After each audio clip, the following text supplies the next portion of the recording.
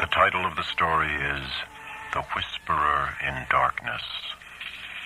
The author is H.P. Lovecraft. My name is Dudley Knight, and this is The Graveyard Shift.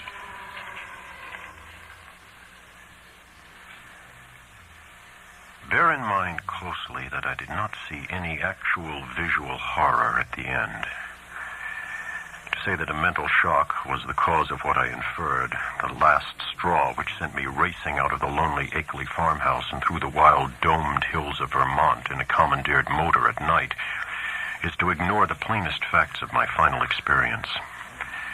Notwithstanding the deep things I saw and heard, and the admitted vividness of the impression produced on me by these things, I cannot prove even now whether I was right or wrong in my hideous inference. For after all, Akeley's disappearance establishes nothing. People found nothing amiss in his house, despite the bullet marks on the outside and inside. It was just as though he had walked out casually for a ramble in the hills and failed to return. There was not even a sign that a guest had been there, or that those horrible cylinders and machines had been stored in the study. That he had mortally feared the crowded green hills and endless trickle of brooks among which he had been born and reared means nothing at all either, for thousands are subject to just such morbid fears. Eccentricity, moreover, could easily account for his strange acts and apprehensions toward the last. The whole matter began, so far as I am concerned, with the historic and unprecedented Vermont floods of November 3rd, 1927. I was then, as now, an instructor of literature at Miskatonic University in Arkham, Massachusetts, and an enthusiastic amateur student of New England folklore.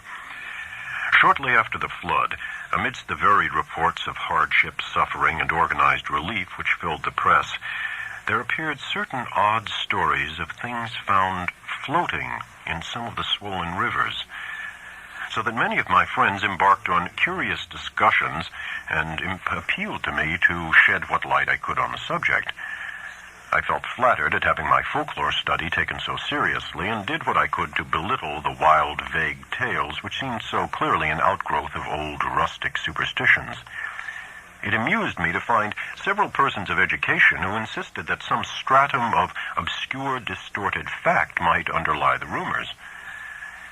The tales thus brought to my notice came mostly through newspaper cuttings, though one yarn had an oral source and was repeated to a friend of mine in a letter from his mother in Hardwick, Vermont. The type of thing described was essentially the same in all cases, though there seemed to be three separate instances involved, one connected with the Winooski River near Montpelier, another attached to the West River in Windham County beyond Newfane, and a third centering on the Passumpsic in Caledonia County above Lyndonville. Of course, many of the stray items mentioned other instances, but on analysis they all seem to boil down to these three. In each case, country folk reported seeing one or more very bizarre and disturbing objects in the surging waters that poured down from the unfrequented hills, and there was a widespread tendency to connect these sights with a primitive, half-forgotten cycle of whispered legend which old people resurrected for the occasion. What people thought they saw were organic shapes not quite like any that they had ever seen before. Naturally, there were many human bodies washed along by the streams in that tragic period, but those who described these strange shapes felt quite sure that they were not human, despite some superficial resemblances in size and general outline. Nor, said the witnesses, could they have been any kind of animal known to Vermont. They were pinkish things about 5 feet long, with crustaceous bodies bearing vast pairs of dorsal fins or membranous wings, and several sets of articulated limbs, and with a sort of convoluted ellipsoid covered with multitudes of very short antennae where a head would ordinarily be. It was really remarkable how closely the reports from different sources tended to coincide, though the wonder was lessened by the fact that the old legends shared at one time throughout the hill country furnished a morbidly vivid picture which might well have colored the imaginations of all the witnesses concerned. It was my conclusion that such witnesses, in every case naive and simple backwoods folk, had glimpsed the battered and bloated bodies of human beings or farm animals in the whirling currents, and it allowed the half-remembered folklore to invest these pitiful objects with fantastic attributes. The ancient folklore, while cloudy, evasive, and largely forgotten by the present generation, was of a highly singular character, and obviously reflected the influence of still earlier Indian tales. I knew it well, though I had never been in Vermont, through the exceedingly rare monograph of Eli Davenport, which embraces material orally obtained prior to 1839 among the oldest people of the state. This material, moreover, closely coincided with tales which I had personally heard from elderly rustics in the mountains of New Hampshire. Briefly summarized, it hinted at a hidden race of monstrous beings which lurked somewhere among the remoter hills, in the deep woods of the highest peaks and the dark valleys where streams trickle from unknown sources.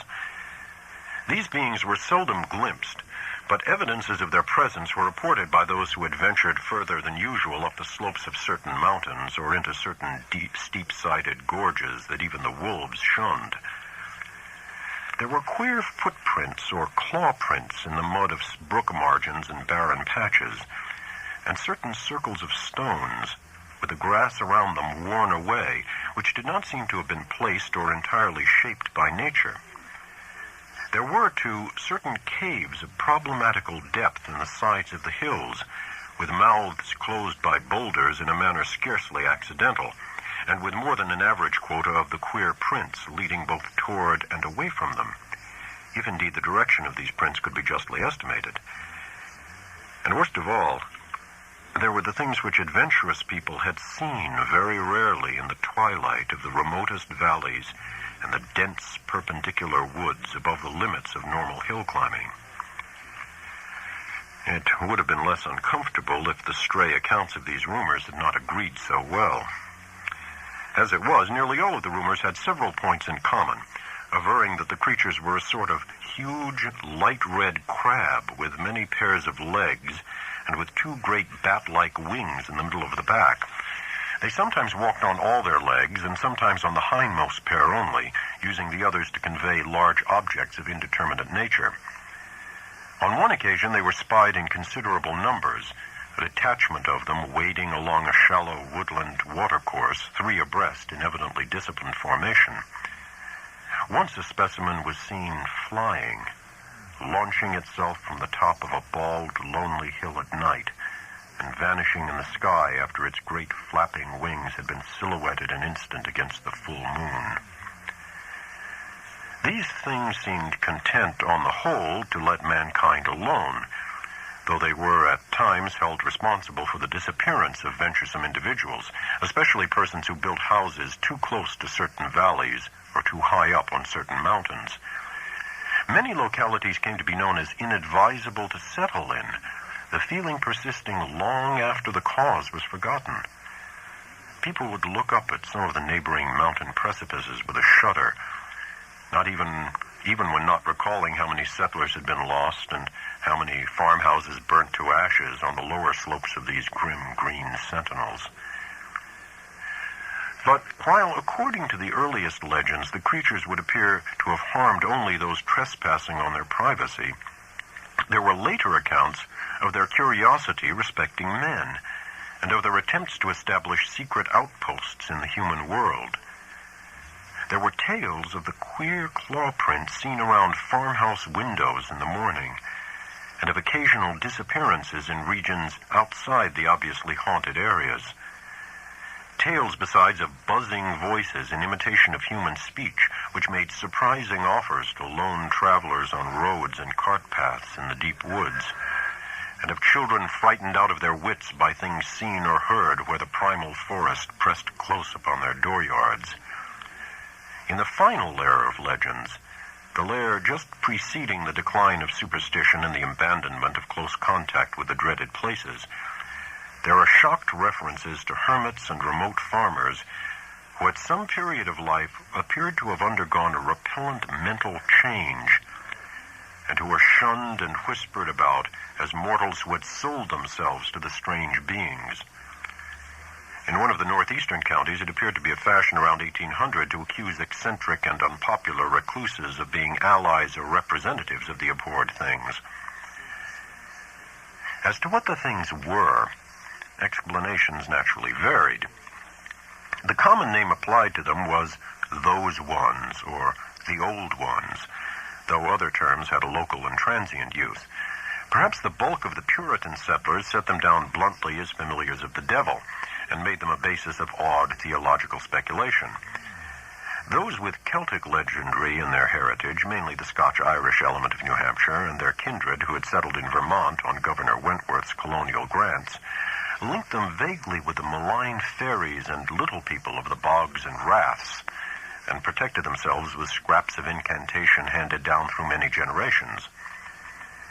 But the Indians had the most fantastic theories of all.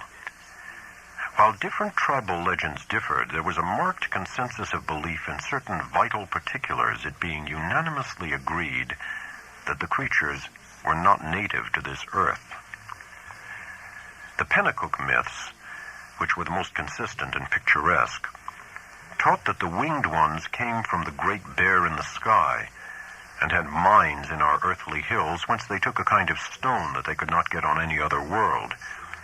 They did not live here, said the myths, but merely maintained outposts and flew back with vast cargoes of stone to their own stars in the north.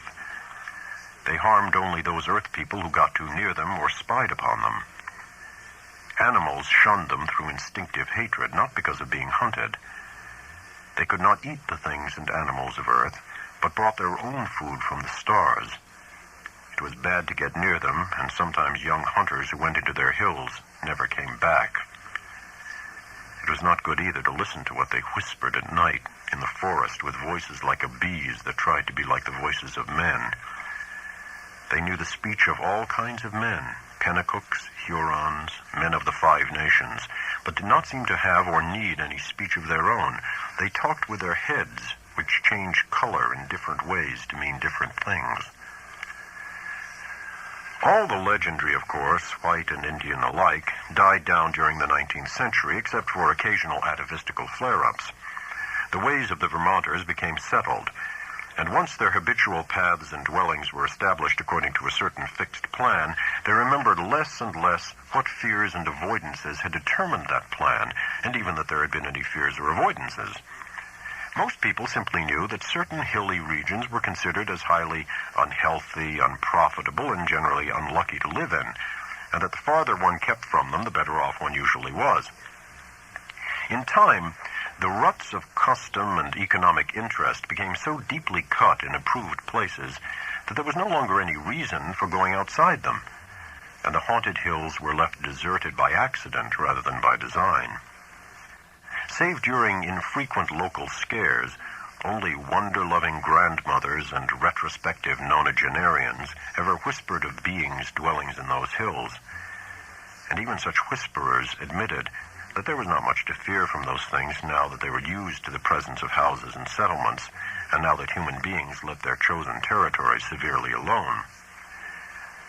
All this I had long known from my reading, and when certain folk tales picked up in New Hampshire, and hence when the flood time rumors began to appear, I could easily guess what imaginative background had evolved them. I took great pains to explain this to my friends, and was correspondingly amused when several contentious souls continued to insist on a possible element of truth in the reports. Such persons tried to point out that the early legends had a significant persistence in uniformity, and that the virtually unexplored nature of the Vermont hills made it unwise to be dogmatic about what might or might not dwell among them. Nor could they be silenced by my assurance that all the myths were of a well-known pattern common to most of mankind, and determined by early phases of imaginative experience which always produced the same type of delusion. It was of no use to demonstrate to such opponents that the Vermont myths differed but little in essence from those universal legends of natural personification which filled the ancient world with fauns and dryads and satyrs, suggested the Kalikanzarai of modern Greece, and gave to wild Wales and Ireland their dark hints of strange, small, and terrible hidden races of troglodytes and burrowers. No use either to point out that even among even more startlingly similar belief of the Nepalese hill tribes in the dreaded Migo, or abominable snowmen, who lurk hideously amidst the ice and rock pinnacles of the Himalayan summits. When I brought up this evidence, my opponents turned it against me by claiming that it must imply some actual historicity for the ancient tales, that it must argue the real existence of some queer elder Earth race, driven to hiding after the advent and dominance of mankind, which might very conceivably have survived in reduced numbers to relatively recent times, or even to the present. The more I laughed at such theories, the more these stubborn friends asseverated them, adding that even without the heritage of legend, the recent reports were too clear, consistent, detailed, and sanely prosaic in manner of telling to be completely ignored. 2 or 3 fanatical extremists went so far as to hint at possible meanings in the ancient Indian tales, which gave the hidden beings a non-terrestrial origin, citing the extravagant books of Charles Fort with their claims that voyagers from outer worlds and outer space have often visited the Earth. Most of my foes, however, were merely romanticists who insisted on trying to transfer to real life the fantastic lore of lurking little people made popular by the magnificent horror fiction of Arthur Machen. As was only natural under the circumstances, this piquant debating finally got into print in the form of letters to the Arkham Advertiser, some of which were copied in the press of those Vermont regions whence the flood stories came. The Rutland Herald gave half a page of extract from the letters on both sides, while the Brattleboro Reformer reprinted one of my long historical and mythological summaries in full, with some accompanying comments in the Pendrifter's thoughtful column, which supported and applauded my skeptical conclusions. By the spring of 1928, I was almost a well-known figure in Vermont, notwithstanding the fact that I had never set foot in the state. Then came the challenging letters from Henry Akeley, which impressed me so profoundly, and which took me for the first and last time to that fascinating realm of crowded green precipices and muttering forest streams. Most of what I know of Henry Wentworth Akeley was gathered by correspondence with his neighbors and with his only son in California after my experience in his lonely farmhouse. He was, I discovered, the last representative in his home soil of a long, locally distinguished line of jurists, administrators, and gentlemen agriculturalists. In him, however, the family mentally had veered away from practical affairs to pure scholarship, so that he had been a notable student of mathematics, astronomy, biology, anthropology, and folklore at the University of Vermont. I had never previously heard of him, and he did not give many autobiographical details in his communications, but from the first I saw that he was a man of character, education, and intelligence, albeit a recluse with very little worldly sophistication. Despite the incredible nature of what he claimed, I could not help at once taking Akeley more seriously than I had taken any of the other challengers of my views. For one thing, he was really close to the actual phenomena, visible and tangible, that he speculated so grotesquely about. And for another, he was amazingly willing to leave his conclusions in a tentative state like a true man of science. He had no personal preferences to advance, and was always guided by what he took to be solid evidence. Of course, I began by considering him mistaken, but gave him credit for being intelligently mistaken. And at no time did I emulate some of his friends in attributing his ideas and his fear of the lonely green hills to insanity. I could see that there was a great deal to the man, and I knew that what he reported must surely come from strange circumstance deserving investigation, however little it might have to do with the fantastic causes he assigned. Later on, I received from him certain material proofs which placed the matter on a somewhat different and bewilderingly bizarre basis. I cannot do better than transcribe in full, so far as is possible, the long letter in which Akeley introduced himself, and which formed such an important landmark in my own intellectual history. It is no longer in my possession, but my memory holds almost every word of its portentous message, and again I affirm my confidence in the sanity of the man who wrote it. Here is the text, a text which reached me in the cramped, archaic-looking scrawl of one who had obviously not mingled much in the world during his sedate, scholarly life. RFD 2, Townsend, Windham County, Vermont, May 5th, 1928. Albert N. Wilmarth, Esquire, 118 Saltonstall Street, Arkham, Massachusetts. My My dear sir, I have read with great interest the Brattleboro Reformer's reprint, April 3rd, 28, of your letter on the recent stories of strange bodies seen floating in our flooded streams last fall, and on the curious folklore they so well agree with. It is easy to see why an outlander would take the position you take, and even why Pendrifter agrees with you. That is the attitude generally taken by educated persons both in and out of Vermont, as was my own attitude as a young man. I am now 57, before my studies, both general and in Davenport's book, led me to do some exploring in parts of the hills hereabouts not usually visited. I was directed toward such studies by the queer old tales I used to hear from elderly farmers of the more ignorant sort. But now I wish I had let the whole matter alone.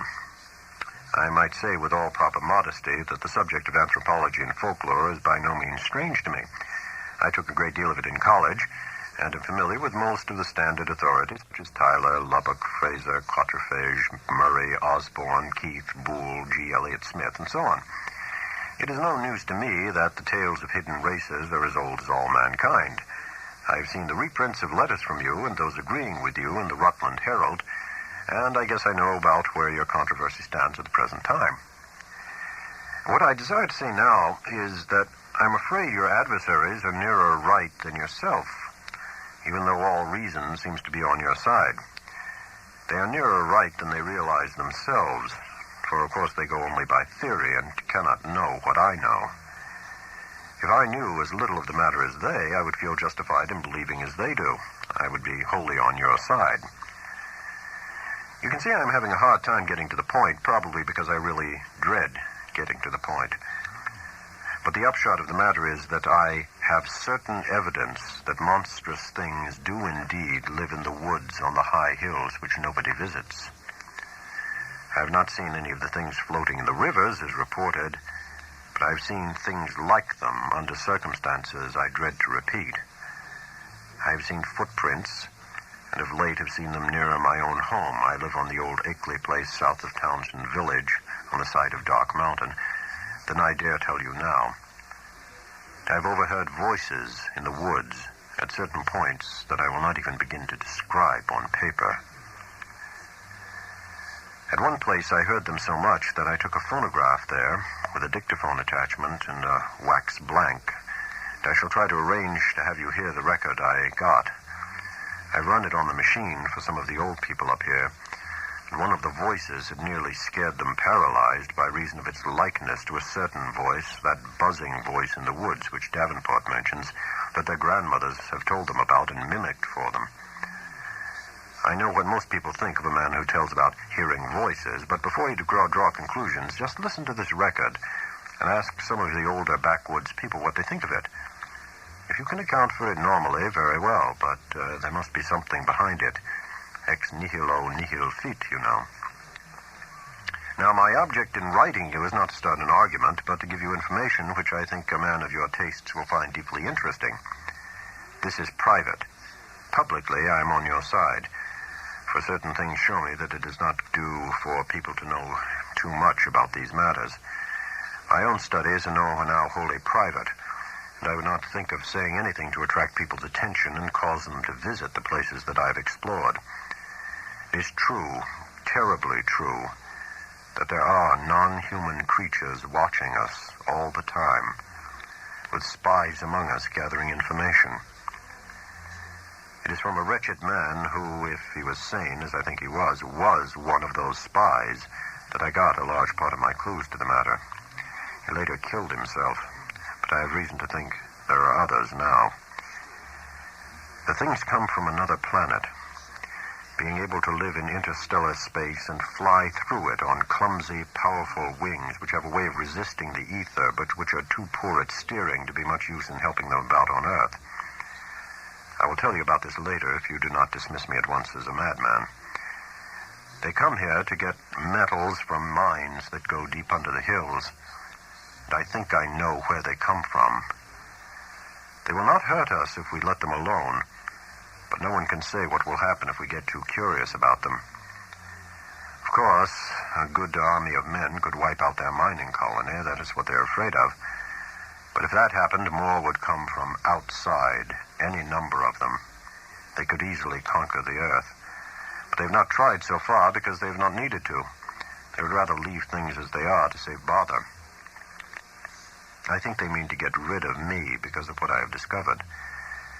There's a great black stone with unknown hieroglyphics half worn away, which I found in the woods on Round Hill east of here. And after I took it home, everything became different. If they think I suspect too much, they will either kill me or take me off the Earth to where they come from. They like to take away men of learning once in a while to keep informed on the state of things in the human world. This leads me to my secondary purpose in addressing you, namely to urge you to hush up the present debate rather than give it more publicity. People must be kept away from these hills, and in order to effect this, their curiosity ought not to be aroused any further. Heaven knows there is peril enough anyway from promoters and real estate men flooding Vermont with herds of summer people to overrun the wild places and cover the hills with cheap bungalows. I shall welcome further communication with you and shall try to send you the phonograph record in black stone, which is so warm that photographs don't show much, by express if you are willing. I say try because I think these creatures have a way of tampering with things around here. There is a sullen, furtive fellow named Brown on a farm near the village who I think is their spy. Little by little they are trying to cut me off from our world because I know too much about their world.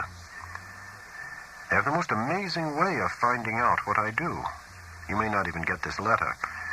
I think I shall have to leave this part of the country and go live with my son in San Diego, California if things get any worse. But it's not easy to give up the place you were born in and where your family has lived for 6 generations. Also, I would hardly dare sell this house to anybody now that the creatures have taken notice of it. They seem to be trying to get the black stone back and destroy the phonograph record, but I shall not let them if I can help it. My great police dogs always hold them back, for there are very few here as yet, and they are clumsy at getting about. As I've said, their wings are not much use for short flights on Earth. I'm on the very brink of deciphering that stone in a very terrible way, and with your knowledge of folklore, you may be able to supply the missing links enough to help me. I suppose you know all about the fearful myths antedating the coming of man to the Earth, the Yog-Sothoth and Cthulhu cycles, which are hinted at in the Necronomicon. I had access to a copy of that once, and I hear that you have one in your college library under lock and key. To conclude, Mr. Wilmarth, I think that with your respective studies, we can be very useful to each other. I don't wish to put you in any peril, and I suppose I ought to warn you that possession of the stone and the record won't be very safe, but I think you will find any risks worth running for the sake of knowledge. I will drive down to Newfane or Brattleboro to send whatever you authorize me to send, for the express offices there are to be more to be trusted. I might say that I live quite alone now, since I can't keep hired help anymore. I won't stay because of the things that try to get near the house at night and keep the dogs barking continually. I'm glad I didn't get as deep into this business while my wife was alive. It would have driven her mad. Hoping that I'm not bothering you unduly and that you will decide to get in touch with me rather than throw this letter into the wastebasket as a madman's raving, I am yours very truly, Henry W. Akeley. P.S. I'm making some extra prints of certain photographs taken by me, which I think will help to prove a number of the points I have touched on. The old people think they are monstrously true.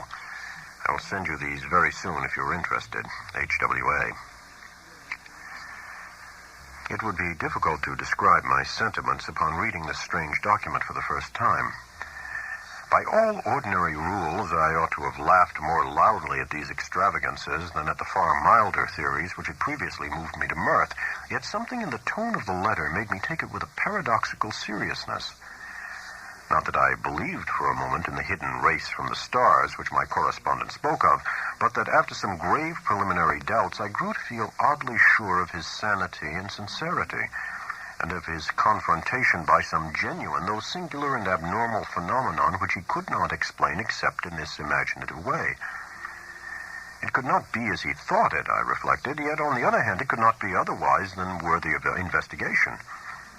The man seemed unduly excited and alarmed about something, but it was hard to think that all cause was lacking. He was so specific and logical in certain ways, and after all, his yarn did fit in so perplexingly well with some of the old myths, even the wildest Indian legends, that he had really overheard disturbing voices in the hills, and had really found the black stone he spoke about, was wholly possible, despite the crazy inferences he had made, inferences probably suggested by the man who had claimed to be a spy of the outer beings and had later killed himself. It was easy to deduce that this man must have been wholly insane, but that he probably had a streak of perverse outward logic which made the naive Akeley, already prepared for such things by his folklore studies, believe the tale. As for the latest developments, it appeared from his inability to keep hired help that Akeley's humbler rustic neighbors were as convinced as he that the house was besieged by uncanny things at night. The dogs really barked, too. And then the matter of that phonograph record, which I could not but believe he had obtained in the way he said. It must mean something. Whether animal noises deceptively like human speech, or the speech of some hidden, night-haunting human being decayed to a state not much above that of lower animals. From this, my thoughts went back to the black hieroglyphed stone, and to speculations about what it might mean. Then to, what of the photographs which Akeley said he was about to send, and which the old people had found so convincingly terrible? As I reread the cramped handwriting, I felt as never before that my credulous opponents might have more on their side than I had conceded. After all, there might be, in some queer and perhaps hereditarily misshapen outcasts in these shunned hills, even though no such race of star-born monsters as folklore claimed. And if there were, then the presence of strange bodies in the flooded streams would not be wholly beyond belief. Was it too presumptuous to suppose that both the old legends and the recent reports had this much reality behind them? But even as I harbored these thoughts, I felt ashamed that so fantastic a piece of bizarrerie as Henry Akeley's wild letter had brought them up. In the end, I answered Akeley's letter, adopting a tone of friendly interest and soliciting further particulars. His reply came almost by return mail, and contained, true to promise, a number of Kodak views of scenes and objects illustrating what he had to tell. Glancing at these pictures as I took them from the envelope, I felt a curious sense of fright and nearness to forbidden things. For in spite of the vagueness of most of them, they had a damnably suggestive power which was intensified by the fact of their being genuine photographs, actual optical links with what they portrayed, and the product of an impersonal transmitting process without prejudice, fallibility, or mendacity. The more I looked at them, the more I saw that my serious estimate of Akeley and his story had not been unjustified. Certainly, these pictures carried conclusive evidence of something in the Vermont hills, which was at least vastly outside the radius of our common knowledge and belief. The worst thing of all was the footprint. A view taken where the sun shone on a mud patch somewhere in a deserted upland. This was no cheaply counterfeited thing, I could see at a glance, for the sharply defined pebbles and grass blades in the field of vision gave a clear index of scale and left no possibility of a tricky double exposure. I have called the thing a footprint, but claw print would be a better term. Even now I can scarcely describe it, save to say that it was hideously crab-like, that there seemed to be some ambiguity about its direction. It was not a very deep or fresh print, but seemed to be about the size of an average man's foot. From a central pad, pairs of saw-toothed nippers projected in opposite directions, quite baffling as to function, if indeed the whole object were exclusively an organ of locomotion. Another photograph, evidently a time exposure taken in deep shadow, was of the mouth of a woodland cave, with a boulder of rounded regularity choking the aperture. On the bare ground in front of it, one could just discern a dense network of curious tracks, and when I studied the picture with a magnifier, I felt uneasily sure that the tracks were like the one in the other view. A third picture showed a druid-like circle of standing stones on the summit of a wild hill. Around the cryptic circle, the grass was very much beaten down and worn away, though I could not detect any footprint even with a glass. The extreme remoteness of the place was apparent from the veritable sea of tenantless mountains which formed the background and stretched away toward a misty horizon.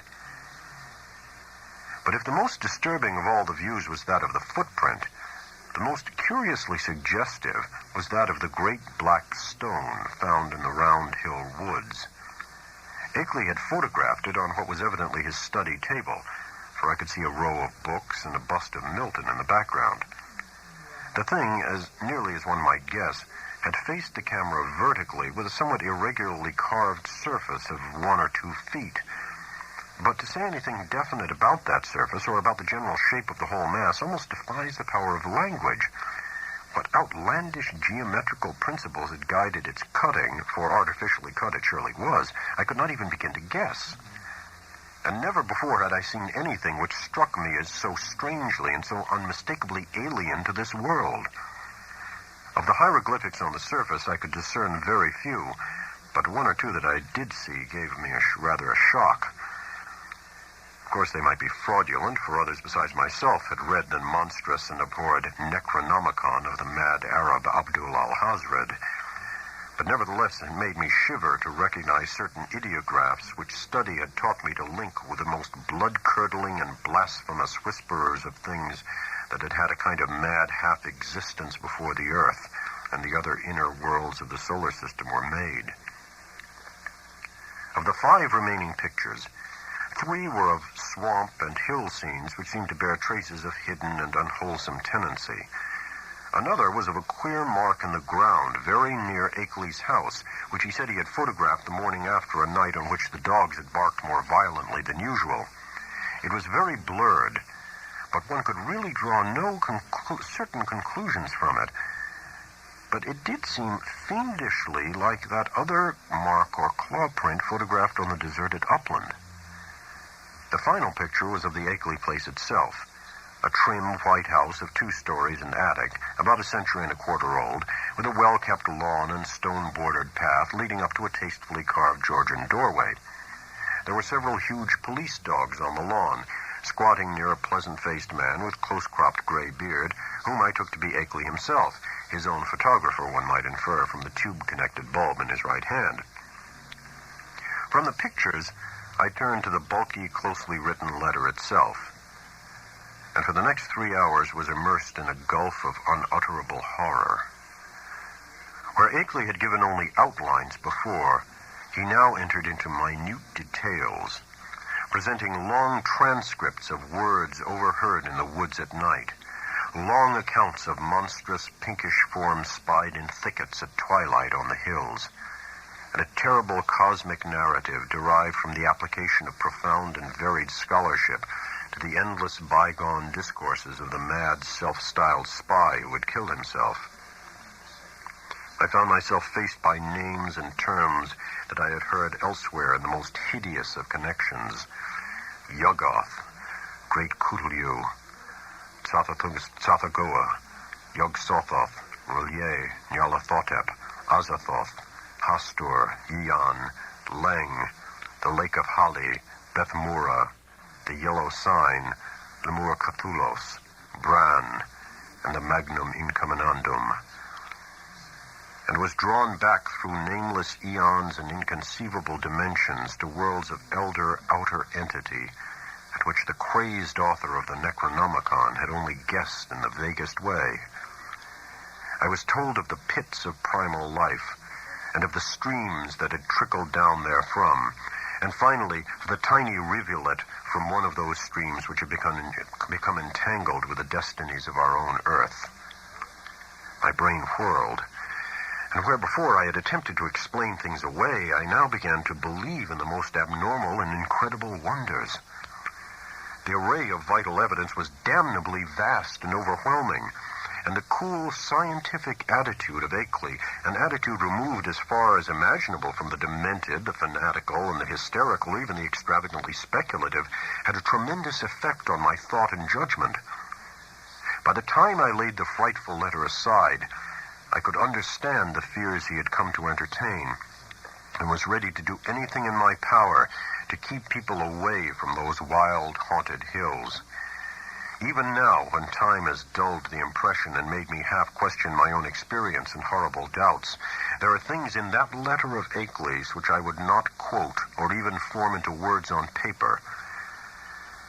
I'm almost glad that the letter and record and photographs are gone now, and I wish, for reasons I shall soon make clear, that the new planet beyond Neptune had not been discovered. With the reading of that letter, my public debating about the Vermont horror permanently ended. Arguments from opponents remained unanswered or put off with promises, and eventually the controversy petered out into oblivion. During late May and June, I was in constant correspondence with Akeley, though once in a while a letter would be lost, so that we would have to retrace our ground and perform considerable laborious copying. What we were trying to do as a whole was to compare notes in matters of obscure mythological scholarship and arrive at a clearer correlation of the Vermont horrors with a general body of primitive world legend. For one thing, we virtually decided that these morbidities and the hellish Himalayan Migo were one and the same order of incarnated nightmare. There was also absorbing zoological conjectures, which I would have referred to Professor Dexter in my own college, but for Akeley's imperative command to tell no one of the matter before us.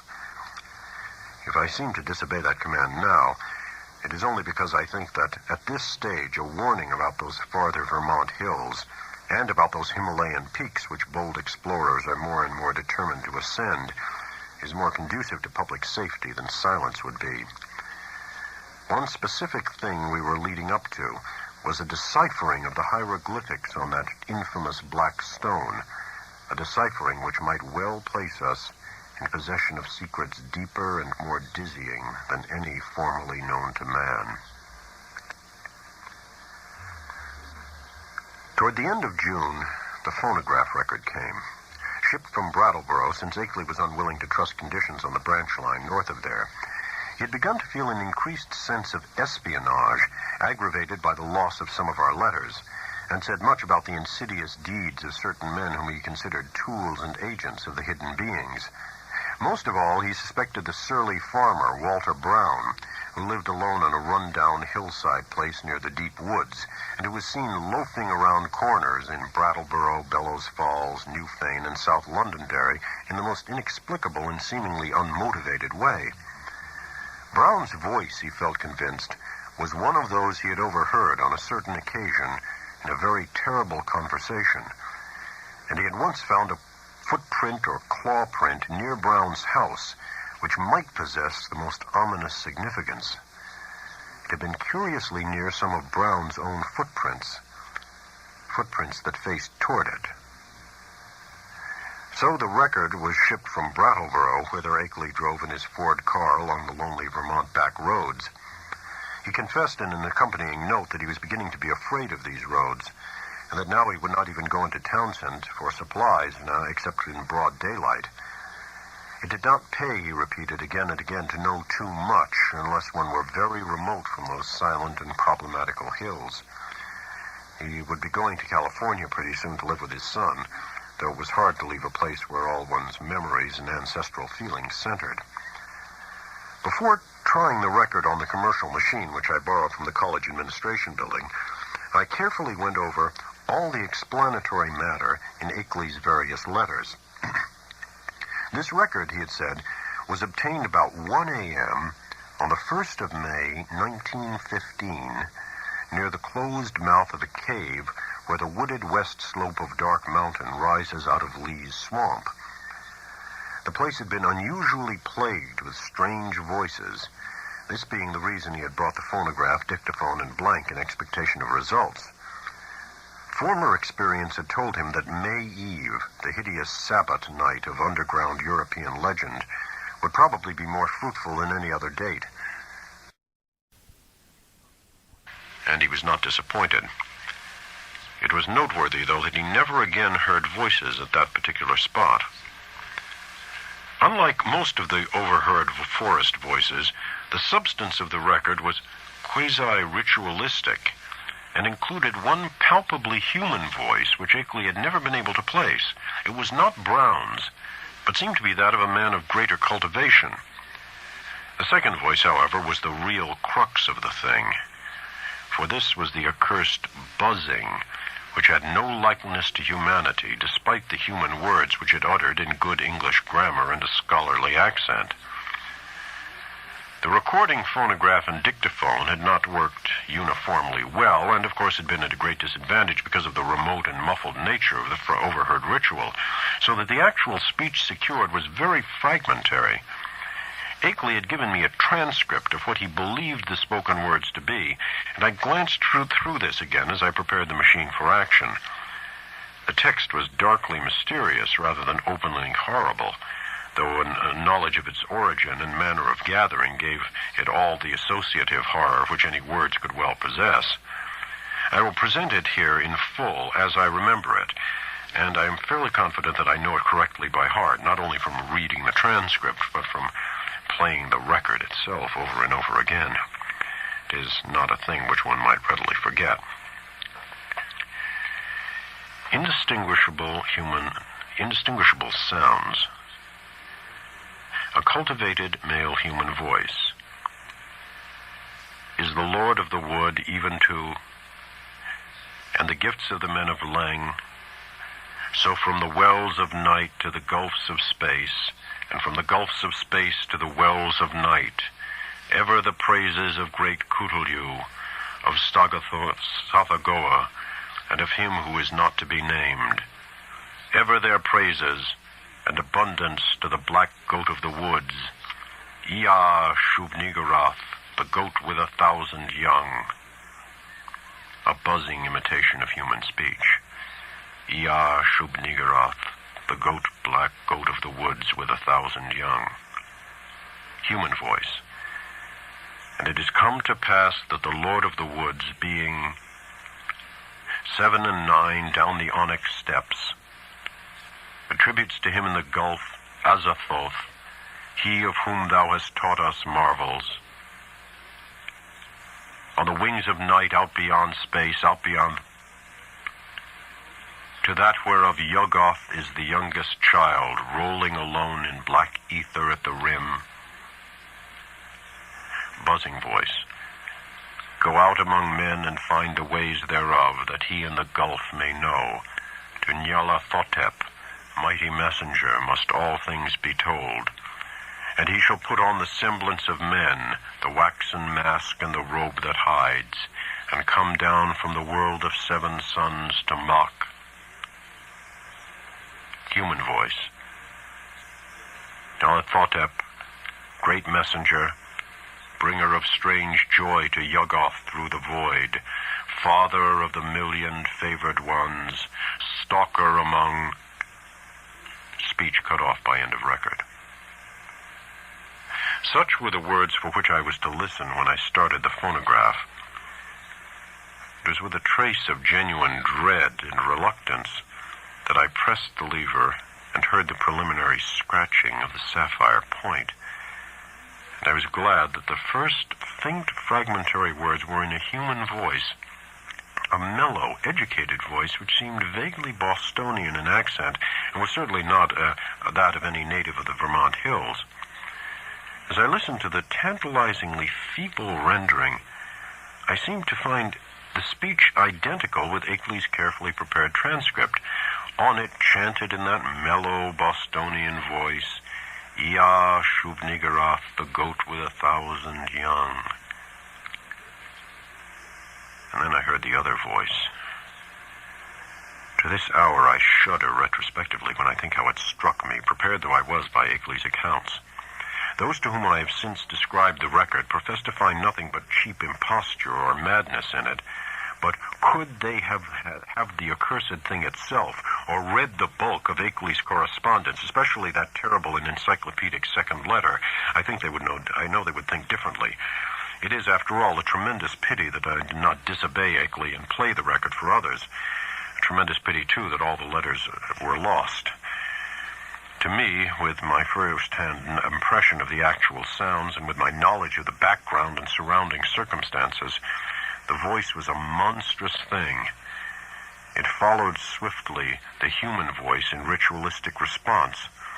But in my imagination it was a morbid echo winging its way across unimaginable abysses from unimaginable outer hells. It is more than 2 years now since I last ran off that blasphemous waxen cylinder. But at this moment, and at all other moments, I can still hear that feeble, fiendish buzzing as it reached me for the first time. Ia shub nigera, the black goat of the woods with 1,000 young. But though that voice is always in my ears, I have not yet even been able to analyze it well enough for a graphic description. It was like the drone of some loathsome, gigantic insect, ponderously shaped into the articulate speech of an alien species. And I'm perfectly certain that the organs producing it can have no resemblance to the vocal organs of man, or indeed to any of those of the mammalia. They were singularities in timbre, range, and overtones which placed this phenomenon wholly outside the sphere of humanity and earth life. Its sudden advent that first time almost stunned me, and I heard the rest of the record through in a kind of abstracted daze. When the longer passage of buzzing came, there was a sharp intensification of that feeling of blasphemous infinity which had struck me during the shorter and earlier passage. At last the record ended abruptly, during an unusually clear speech of the human and Bostonian voice, but I sat stupidly staring long after the machine had automatically stopped. I need hardly say that I gave that shocking record many another playing, and that I made exhaustive attempts at analysis and comment in comparing notes with Akeley. It would be useless and disturbing to repeat here all that we concluded, but I may hint that we agreed in believing we had secured a clue to the source of some of the most repulsive primordial customs in the cryptic elder religions of mankind. It seemed plain to us also that there were ancient and elaborate alliances between the hidden outer creatures and certain members of the human race. How extensive these alliances were, and how their state today might compare with their state at earlier ages, we had no means of guessing. Yet at best there was room for a limitless amount of horrified speculation. There seemed to be an awful immemorial linkage in several definite stages betwixt man and nameless infinity. The blasphemies which appeared on Earth, it was hinted, came from this dark planet Yuggoth at the rim of the solar system. But this was itself merely the populous outpost of a frightful interstellar race whose ultimate source must lie far outside even the Einsteinian space-time continuum or greatest known cosmos. Meanwhile, we continued to discuss the Black Stone and the best way of getting it to Arkham, Akeley deeming it inadvisable to have me visit him at the scene of his nightmare studies. For some reason or other, Akeley was afraid to trust the thing to any ordinary or expected transportation route. His final idea was to take it across country to Bellows Falls and ship it on the Boston and Maine system through Keene and Wichita and Fitchburg, even though that would necessitate his driving along the somewhat lonelier and more forest-traversing hill roads than the main highway to Brattleboro. He said he had noticed a man around the express office at Brattleboro when he had sent the phonograph record, whose actions and expression had been far from reassuring. This man had seemed much too anxious to talk with the clerks, and had taken the train on which the record was shipped. Akeley confessed he had not felt strictly at ease about that record until he heard from me of its safe receipt. About this time, the second week in July, another letter of mine went astray, as I learned through an anxious communication from Akeley. After that, he told me to address him no more at Townsend, but to send all mail in care of the general delivery at Brattleboro, whither he would make frequent trips, either in his car or on the motor coach line which had lately replaced passenger service on the lagging branch railway. I could see that he was getting more and more anxious, for he went into much detail about the increased barking of the dogs on moonless nights, and about the fresh claw prints he sometimes found in the road and in the mud at the back of his farmyard when morning came. Once he told about a veritable army of prints drawn up in a line facing an equally thick and resolute line of dog tracks, and sent a loathsomely disturbing Kodak picture to prove it. That was after a night on which the dogs had outdone themselves in barking and howling. On the morning of Wednesday, July 18, I received a telegram from Bellows Falls, in which Akeley said he was expressing the Black Stone over the B&M on train number 5508, leaving Bellows Falls at 12:15 p.m. Standard Time and due at the North Station in Boston at 4:12 p.m. It ought, I calculated, to get up to Arkham at least by the next noon, and accordingly I stayed in all Thursday morning to receive it. But noon came and went without its advent, and when I telephoned down to the express office, I was informed that no shipment for me had arrived. My next act, performed amidst a growing alarm, was to give a long-distance call to the express agent at the Boston North Station, and I was scarcely surprised to learn that my consignment had not appeared. Train number 5508 had pulled in only 35 minutes late on the day before, but it contained no box addressed to me. The agent promised, however, to institute a searching inquiry, and I ended the day by sending Akeley a night letter outlining the situation.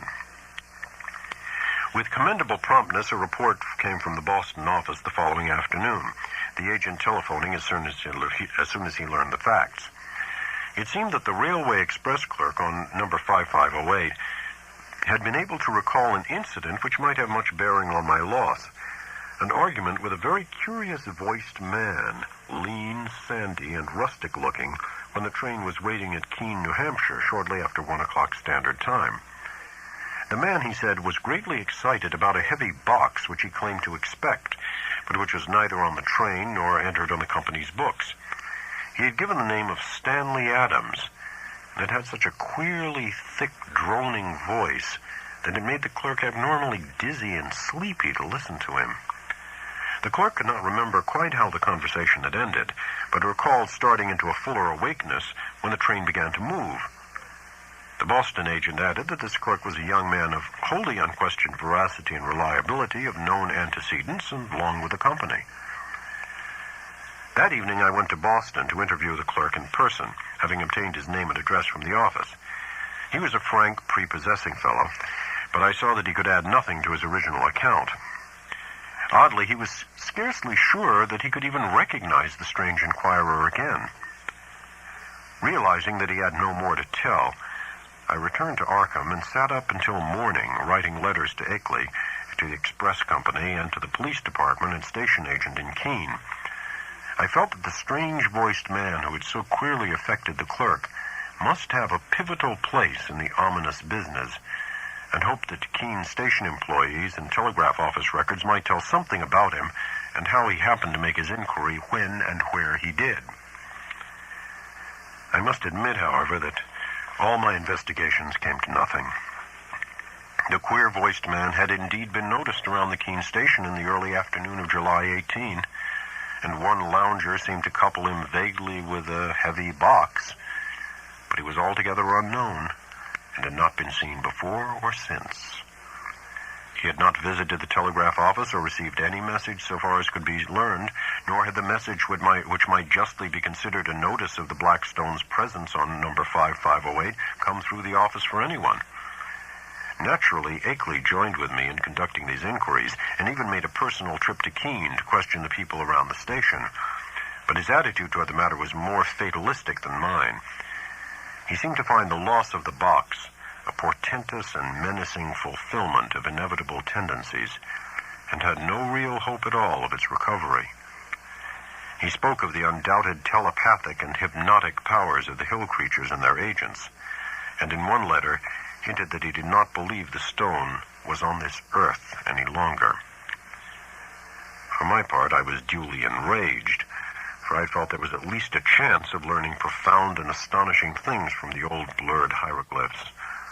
The matter would have rankled bitterly in my mind had not Akeley's immediately subsequent letters brought up a new phase of the whole horrible hill problem, which at once seized all my attention. The unknown things, Akeley wrote in a script grown pitifully tremulous, had begun to close in on him with a wholly new degree of determination. The nocturnal barking of the dogs, whenever the moon was dim or absent, was hideous now, and there had been attempts to molest him on the lonely roads he had to traverse by day. On the 2nd of August, while bound for the village in his car, he had found a tree trunk laid in his path at a point where the highway ran through a deep patch of woods, while the savage barking of the 2 great dogs he had with him told all too well of the things which must have been lurking near. What would have happened had the dogs not been there, he didn't dare guess, but he never went out now without at least 2 of his faithful and powerful pack. Other road experiences occurred on August 5th and 6th, a shot grazing his car on one occasion, and the barking of the dogs telling of unholy woodland presences on the other. On August 15th, I received a frantic letter which disturbed me greatly, and which made me wish Akeley could put aside his lonely reticence and call in the aid of the law. There had been frightful happenings on the night of the 12th to 13th, bullets flying outside the farmhouse, and 3 of the 12 great dogs being found shot dead in the morning. There were myriads of claw prints in the road, and the human prints of Walter Brown among them. Akeley had started to telephone to Brattleboro for more dogs, but the wire had gone dead before he had a chance to say much. Later he went to Brattleboro in his car, and learned that linemen there had found the main cable neatly cut at a point where it ran through the deserted hills north of Newfane. But he was about to start home with 4 fine new dogs and several cases of ammunition for his big game repeating rifle. The letter was written at the post office in Brattleboro and came through to me without delay. My attitude toward the matter was by this time quickly slipping from a scientific to an alarmedly personal one. I was afraid for Akeley in his remote, lonely farmhouse, and half afraid for myself because of the now definite connection with the strange hill problem. The thing was reaching out so. Would it suck me in and engulf me? In replying to his letter, I urged him to seek help, and hinted that I might take action myself if he did not. I spoke of visiting Vermont in person in spite of his wishes and of helping him explain the situation to the proper authorities. In return, however, I received only a telegram from Bellows Falls which read thus: "Appreciate your position but can do nothing. Take no action yourself, for it could only harm both. Wait for explanation. Henry Akeley." But the affair was steadily deepening. Upon my replying to the telegram, I received a shaky note from Akeley with the astonishing news that he had not only never sent the wire, but had not received the letter from me to which it was an obvious reply. Hasty inquiries by him at Bellows Falls had brought out that the message was deposited by a strange, sandy-haired man with a curiously thick, droning voice, though more than this he could not learn. The clerk showed him the original text as scrawled in pencil by the sender, but the handwriting was wholly familiar. It was noticeable that the signature was misspelled, A-K-E-L-Y, without the second E. Certain conjectures were inevitable, but amidst the obvious crisis he did not stop to elaborate on them. He spoke of the death of more dogs, and the purchase of still others, and of the exchange of gunfire which had become a settled feature each moonless night. Brown's prints and the prints of at least 1 or 2 more shod human figures were now found regularly among the claw prints in the road and at the back of the farmyard. It was, Akeley admitted, a pretty bad business, and before long he would probably have to go live with his California son, whether or not he could sell the old place. But it was not easy to leave the only spot one could really think of as home. He must try to hang on a little longer. Perhaps he could scare off the intruders, especially if he openly gave up all further attempts to penetrate their secrets. Writing Akeley at once, I renewed my offers of aid, and spoke again of visiting him and helping him convince the authorities of his dire peril. In his reply, he seemed less set against that plan than his past attitude would have led one to predict, but said he would like to hold off a little while longer, long enough to get his things in order and reconcile himself to the idea of leaving an almost morbidly cherished birthplace. People looked askance at his studies and speculations, and it would be better to get quietly off without setting the countryside in a turmoil and creating widespread doubts of his own sanity. He had had enough, he admitted, but he wanted to make a dignified exit if he could. This letter reached me on the 28th of August, and I prepared and mailed as encouraging a reply as I could. Apparently, the encouragement had effect, for Akeley had fewer terrors to report when he acknowledged my note. He was not very optimistic, though, and expressed the belief that it was only the full moon season which was holding the creatures off. He hoped there would not be as many densely cloudy nights, and talked vaguely of boarding in Brattleboro when the moon waned. Again, I wrote him encouragingly, but on September 5th, there came a fresh communication which had obviously crossed my letter in the mails, and to this I could not give any such hopeful response. In view of its importance, I believe I had better give it in full, as best as I can do from memory of the shaky script. It ran substantially as follows. Monday. Dear Wilmarth, rather a discouraging P.S. to my last. Last night was thickly cloudy, though no rain, and not a bit of moonlight got through. Things were pretty bad. I think the end is getting near in spite of all we have hoped. After midnight, something landed on the roof of the house, and the dogs all rushed up to see what it was. I could hear them snapping and tearing around, and then one managed to get on the roof by jumping from the low L. There was a terrible fight up there, and I heard a frightful buzzing, which I'll never forget. And then there was a shocking smell. About the same time, bullets came through the window and nearly grazed me. I think the main line of the hill creatures had got close to the house when the dogs divided because of the roof business. What was up there I don't know yet, but I'm afraid the creatures are learning to steer better with their space wings. I put out the light and used the windows for loopholes and raked all around the house with rifle fire, aimed just high enough not to hit the dogs. That seemed to end the business. But in the morning I found great pools of blood in the yard, besides pools of a green, sticky stuff that had the worst odor I've ever smelled. I climbed up on the roof and found more of the sticky stuff there. 5 of the dogs were killed. I'm afraid I hit one myself by aiming too low, for he was shot in the back. Now I am setting the pains. The shot's broken. I'm going to Brattleboro for more dogs. I guess the men at the kennels think I'm crazy. We'll drop another note later. I suppose I'll be ready for moving in a week or two, though it nearly kills me to think of it. Hastily, Akeley. But this was not the only letter from Akeley to cross mine. On the next morning, September 6th, still another came, this time a frantic scrawl, which utterly unnerved me and put me at a loss of what to say or do next. Again, I cannot do better than quote the text as faithfully as memory will let me. Tuesday. The clouds didn't break, so no moon again, and going into the wane anyhow. I'd have the house wired for electricity and put in a searchlight if I didn't know they'd cut the cables as fast as they could be mended. I think I'm going crazy. It may be that all I have written you is a dream or madness. It was bad enough before, but this time it is too much.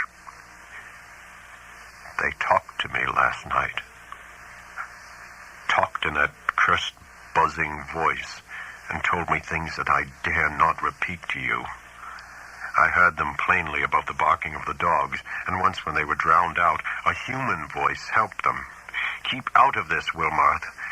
It is worse than either you or I ever suspected. They don't mean to let me get to California now. They want to take me off alive, or what theoretically and mentally amounts to alive, not only to Yuggoth, but beyond that, away outside the galaxy, and possibly beyond the last curved rim of space. I told them I wouldn't go where they wish, or in the terrible way they proposed to take me, but I'm afraid it will be no use. My place is so far out they may come by day as well as by night before long. 6 more dogs killed, and I felt presences all along the wooded parts of the road when I drove to Brattleboro today. It was a mistake for me to try to send you that phonograph record in black stone. Better smash the record before it's too late. We'll drop you another line tomorrow if I'm still here. Wish I could arrange to get my books and things to Brattleboro on board there. I would run off without anything if I could, but something inside my mind holds me back. I can slip out to Brattleboro where I ought to be safe, but I feel just as much a prisoner there as at the house. And I seem to know that I couldn't get much farther even if I dropped everything and tried. It's horrible.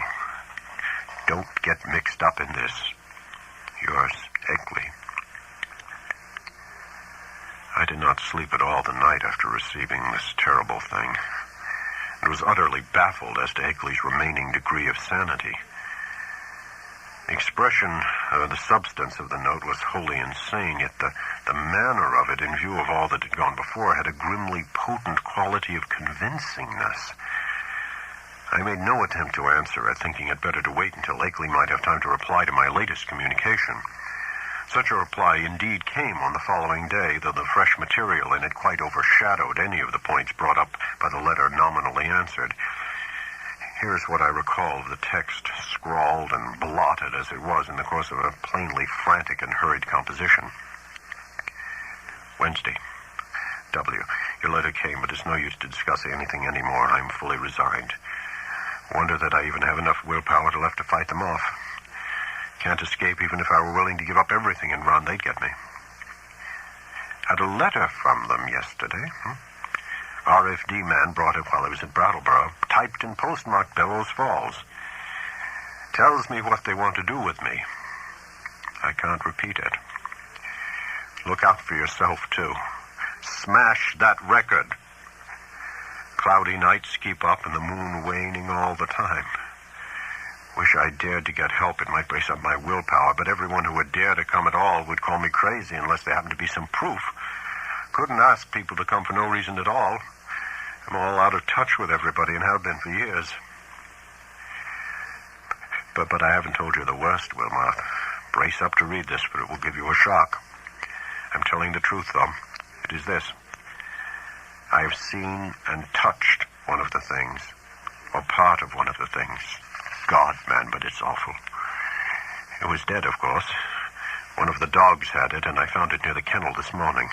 I tried to save it in the woodshed to convince people of the whole thing, but it all evaporated in a few hours. Nothing left. You know, all those things in the rivers were only seen on the first morning after the flood. And here's the worst. I tried to photograph it for you, but when I developed the film, there wasn't anything visible except the woodshed. What can the thing have been made of? I saw and felt it. And they all leave footprints. It surely is made of matter, but what kind of matter? The shape can't be described. There's a great crab with a lot of pyramided, fleshy rings or knots of thick, ropey stuff covered with feelers where a man's head should be. The green, sticky stuff is its blood or juice, and there are more of them due on Earth any minute. Walter Brown is missing. He hasn't been seen loafing around his usual corners in the villages hereabouts. I must have got him with one of my shots, though the creatures always seem to try to take their dead and wounded away. Got into town this afternoon without any trouble, but I'm afraid they're beginning to hold off because they're sure of me. I'm writing this in Brattleboro, P.O. This may be goodbye. If it is, write my son, George Goodenough Akeley, 176 Pleasant Street, San Diego, California, but don't come up here.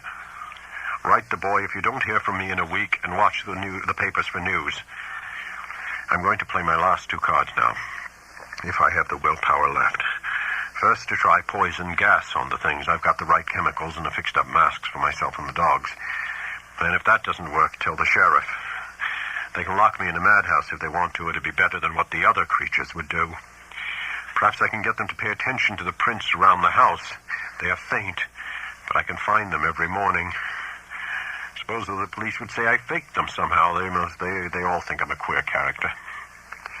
Must try to have a state policeman spend a night here and see for himself, though it would be just like the creatures to learn about it and hold off that night. They cut my wires whenever I try to telephone in the night. The linemen think it is very queer and may testify for me if they don't go and imagine I cut them myself. I haven't tried to keep them repaired for over a week now. I could get some of the ignorant people to testify for me about the reality of the horrors, but everybody laughs at what they say, and anyway, they've shunned my place for so long they don't know any of the new events. You couldn't get one of those run-down farmers to come within a mile of my house for love or money. The mail carrier hears what they say and jokes me about it. God, if I only did tell him how real it is. I think I'll try and get him to notice the prints, but he comes in the afternoon and they're usually about gone by that time. If I kept one by setting a box or a pan over it, he'd surely think it was a fake or a joke. Wish I hadn't gotten to be such a hermit, so folks don't drop around as they used to. and they had never dared show the black stone or the Kodak pictures or play the record to anybody but the ignorant people. The others would say I faked the whole business and do nothing but laugh. But I may yet try showing the pictures. They give the claw prints clearly, even if the things that made them can't be photographed. What a shame nobody else saw that thing this morning before it went to nothing. But I don't know as I care. After what I've been through, a madhouse is as good a place as any. The doctors can help me make up my mind to get away from this house, and that is all that will save me. Write my son George if you don't hear soon. Goodbye. Smash that record, and don't mix up in this. Yours, Akeley. This letter, frankly, plunged me into the blackest of terror. I did not know what to say in answer, but scratched off some incoherent words of advice and encouragement and sent them by registered mail.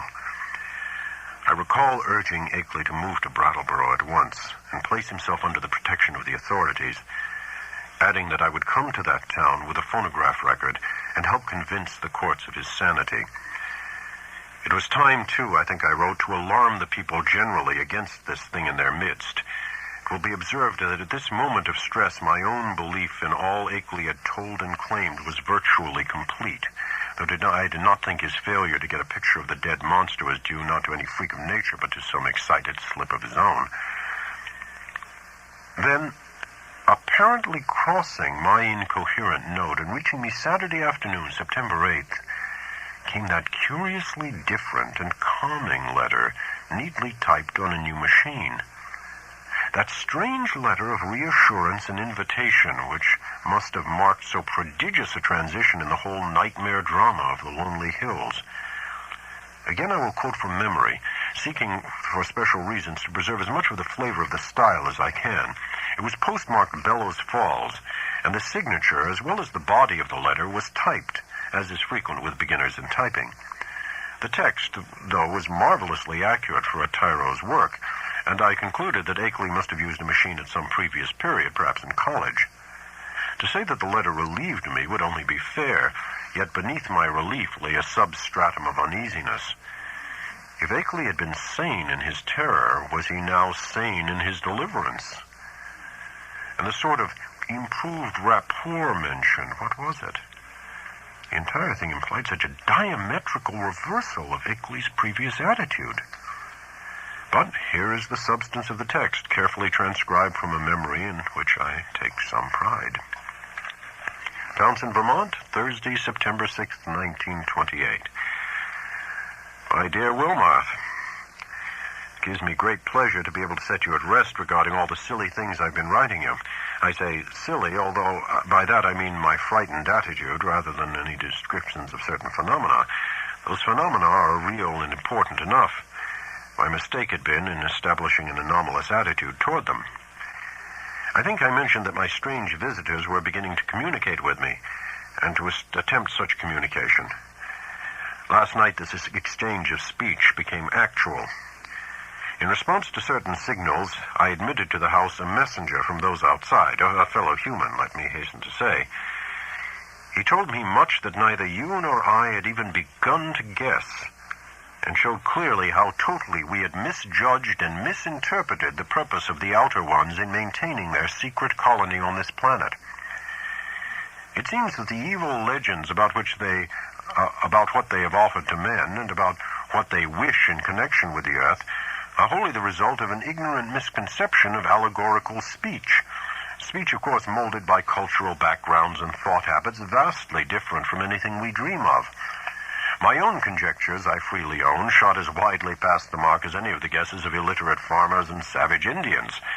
What I had thought morbid and shameful and ignominious is in reality awesome and mind-expanding and even glorious.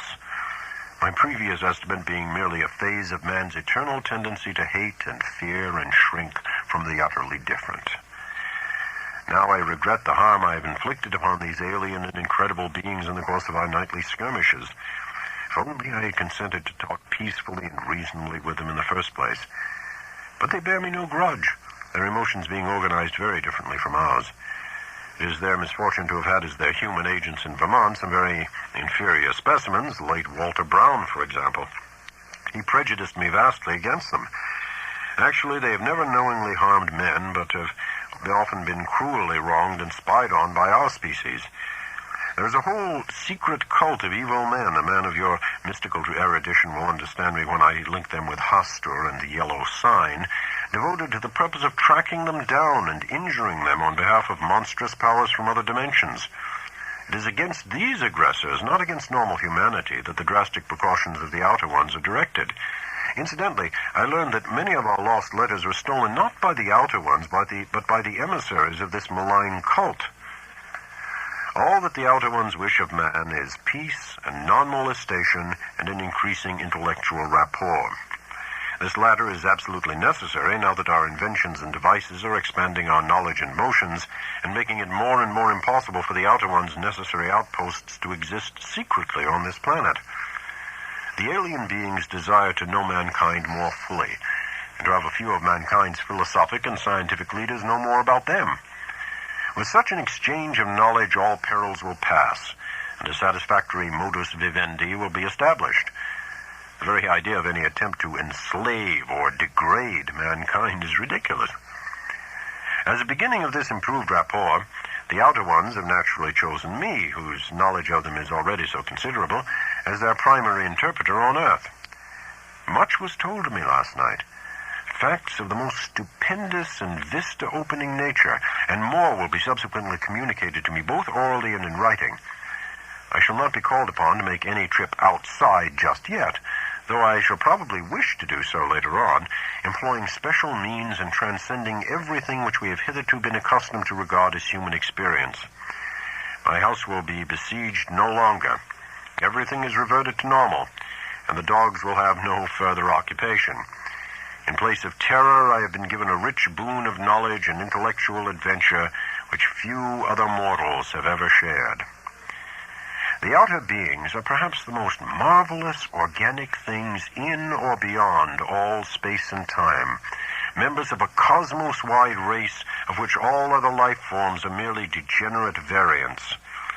They are more vegetable than animal, if these terms can be applied to the sort of matter composing them, and of a somewhat fungoid structure, though the presence of a chlorophyll-like substance and a very singular nutritive system differentiate them altogether from a true comophytic fungi. Indeed, the type is composed of a form of matter totally alien to our part of space, with electrons having a wholly different vibration rate.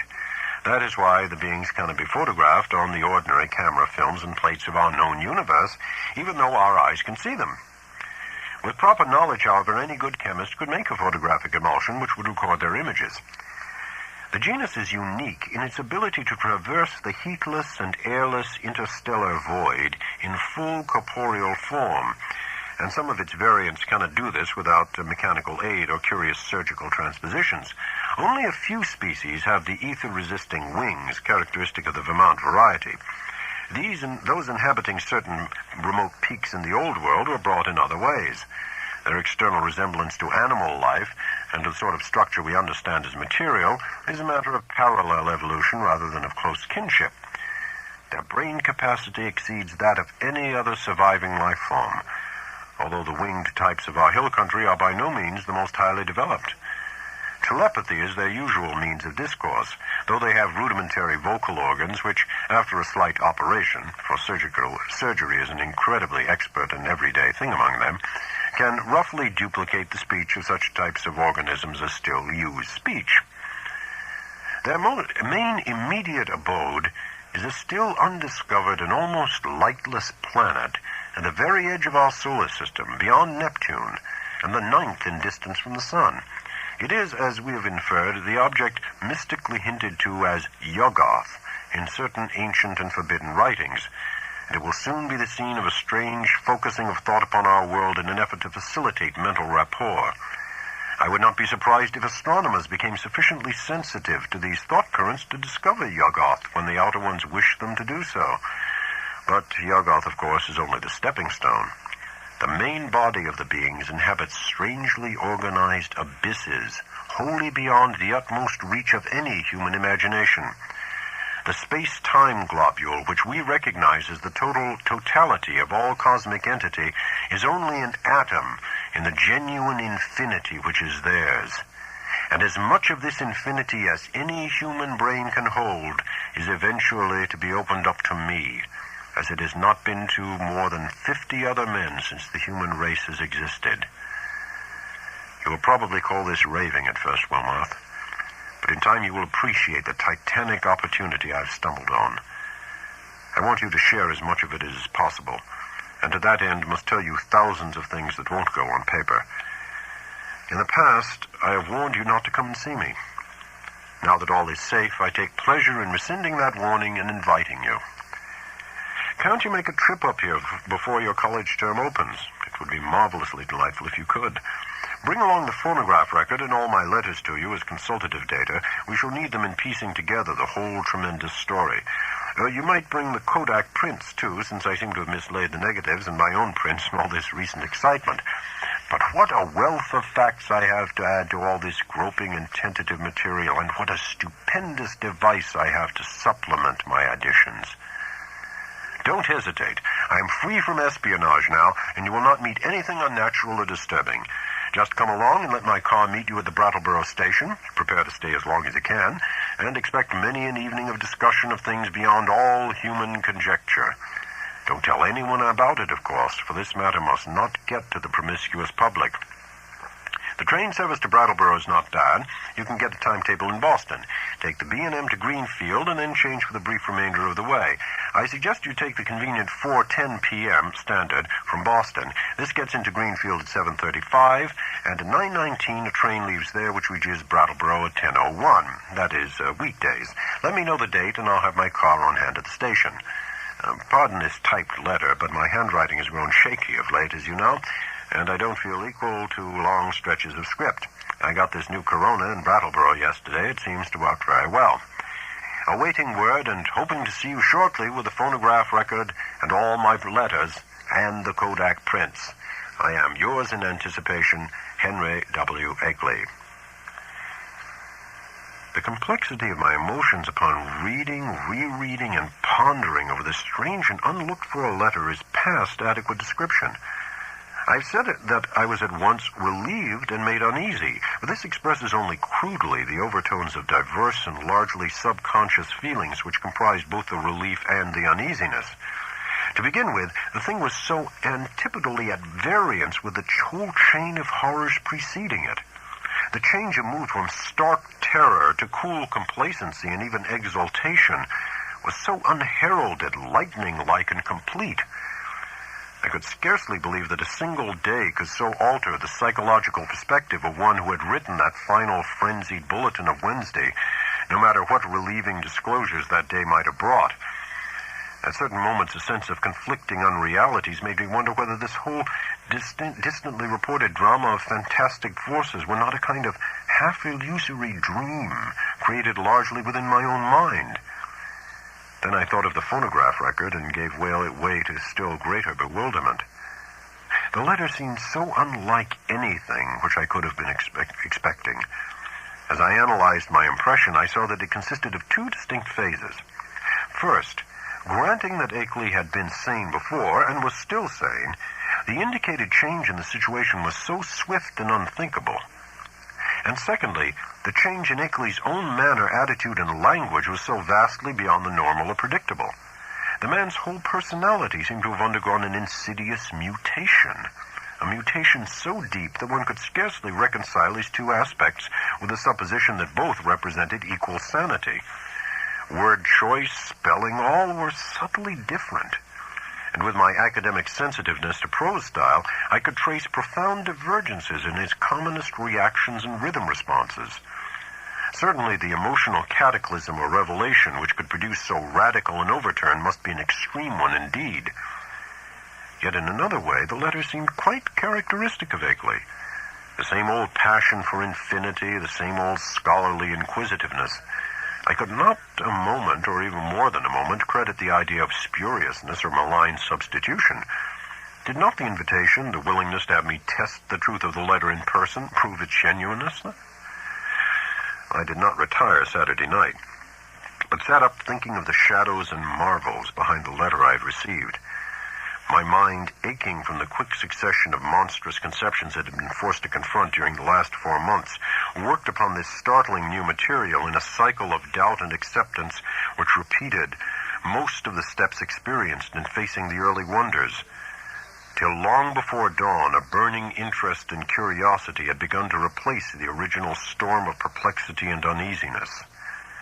Mad or sane, metamorphosed or merely relieved, the chances were that Akeley had actually encountered some stupendous change of perspective in his hazardous research, some change at once diminishing his danger, real or fancied, and opening dizzying new vistas of cosmic and superhuman knowledge. My own zeal for the unknown flared up to meet his. I felt myself touched by the contagion of the morbid barrier breaking. To shake off the maddening and wearying limitations of time and space and natural law, to be linked with the vast outside, to come close to the nighted and abysmal secrets of the infinite and the ultimate, surely such a thing was worth the risk of one's life, soul, and sanity. And Akeley had said there was no longer any peril. He had invited me to visit him instead of warning me away as before. I tingled at the thought of what he might not have to tell me. There was an almost paralyzing fascination in the thought of sitting in that lonely and lately beleaguered farmhouse with a man who had talked with actual emissaries from outer space, sitting there with a terrible record and pile of letters in which Akeley had summarized his earlier conclusions. So late Saturday morning, I telegraphed.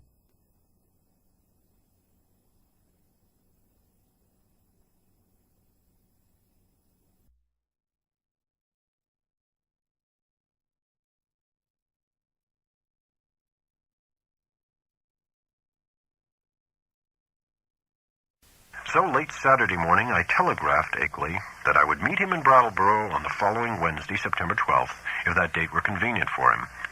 In one respect did I depart from his suggestions, and that concerned the choice of a train. Frankly, I did not feel like arriving in that haunted Vermont region late at night. So instead of accepting the train he chose, I telephoned the station and devised another arrangement. By rising early and taking the 8:07 a.m. Standard into Boston, I could catch the 9:25 for Greenfield, arriving there at 12:22 noon. This was connected exactly with a train reaching Brattleboro at 1:08 p.m., a much more comfortable hour than 10:01 for meeting Akeley and riding with him into the close-packed, secret-guarding hills. I mentioned this choice in my telegram, and was glad to learn in the reply, which came toward evening, that it met with my prospective host's endorsement. His wire ran thus: "Arrangements satisfactory. We'll meet 1:08 train Wednesday. Don't forget record and letters and prints. Keep destination quiet. Expect great revelations. Akeley." Receipt of this message in direct response to one sent to Akeley and necessarily delivered to his house from the Townsend station either by official messenger or restored telephone service removed any lingering subconscious doubts I might have had about the authorship of the perplexing letter. My relief was marked. Indeed, it was greater than I could account for at the time, since all such doubts had been rather deeply buried. But I slept soundly and long that night, and was eagerly busy with preparations during the ensuing 2 days. On Wednesday, I started as agreed, taking with me a valise full of simple necessities and scientific data, including the hideous phonograph record, the Kodak prints, and the entire file of Akeley's correspondence.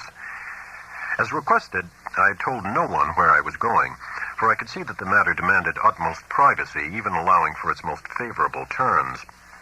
The thought of actual mental contact with alien outside entities was stupefying enough to my trained and somewhat prepared mind, and this being so, what might one think of its effect on the vast masses of uninformed laymen?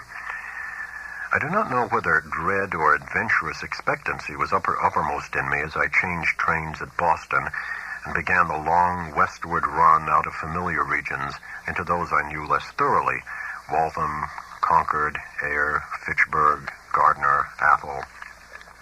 My train reached Greenfield 7 minutes late, but the northbound connecting train express had been held. Transferring in haste, I felt a curious breathlessness as the cars rumbled on through the early afternoon sunlight into territories I had always read of, but never before visited. I knew I was entering an altogether older-fashioned and more primitive New England than the mechanized, urbanized, coastal, and southern areas where all my life had been spent. An unspoiled, ancestral New England, without the foreigners and factory smoke, billboards, and concrete roads of the sections which modernity has touched. There would be odd survivals of that continuous native life whose deep roots make it the one authentic outgrowth of the landscape, the continuous native life which keeps alive strange ancient memories and fertilizes the soil for shadowy, marvelous, and seldom-mentioned beliefs. Now and then I saw the blue Connecticut River gleaming in the sun, and after leaving Northfield we crossed it. Ahead loomed green and cryptical hills, and when the conductor came around I learned that I was at last in Vermont. He told me to set my watch back an hour, since the northern hill country will have no dealings with newfangled daylight time schemes. As I did so, it seemed to me that I was likewise turning the calendar back a century. The train kept close to the river, and across in New Hampshire I could see the approaching slope of steep Wantastequet, about which singular old legends cluster. Then streets appeared on my left, and a green island showed in the stream on my right. People rose and filed to the door, and I followed them. The car stopped, and I alighted beneath the long train shed of the Brattleboro station. Looking over the line of waiting motors, I hesitated a moment to see which one might turn out to be the Akeley Ford, but my identity was divined before I could take the initiative. And yet it was clearly not Akeley himself who advanced to meet me with an outstretched hand and a mellowly phrased inquiry as to whether I was indeed Mr. Albert N. Wilmarth of Arkham. This man bore no resemblance to the bearded, grizzled Akeley of the snapshot, but was a younger and more urbane person, fashionably dressed and wearing only a small, dark mustache. His cultivated voice held an odd and almost disturbing hint of vague familiarity, though I could not definitely place it in my memory. As I surveyed him, I heard him explaining that he was a friend of my prospective host who had come down from Townsend in his stead. Akeley, he declared, had suffered a sudden attack of some asthmatic trouble and did not feel equal to making a trip in the outdoor air. It was not serious, however, and there would be no change in plans regarding my visit. I could not make out just how much this Mr. Noyes, as he announced himself, knew of Akeley's researches and discoveries, though it seemed to me that his casual manner stamped him as a comparative outsider.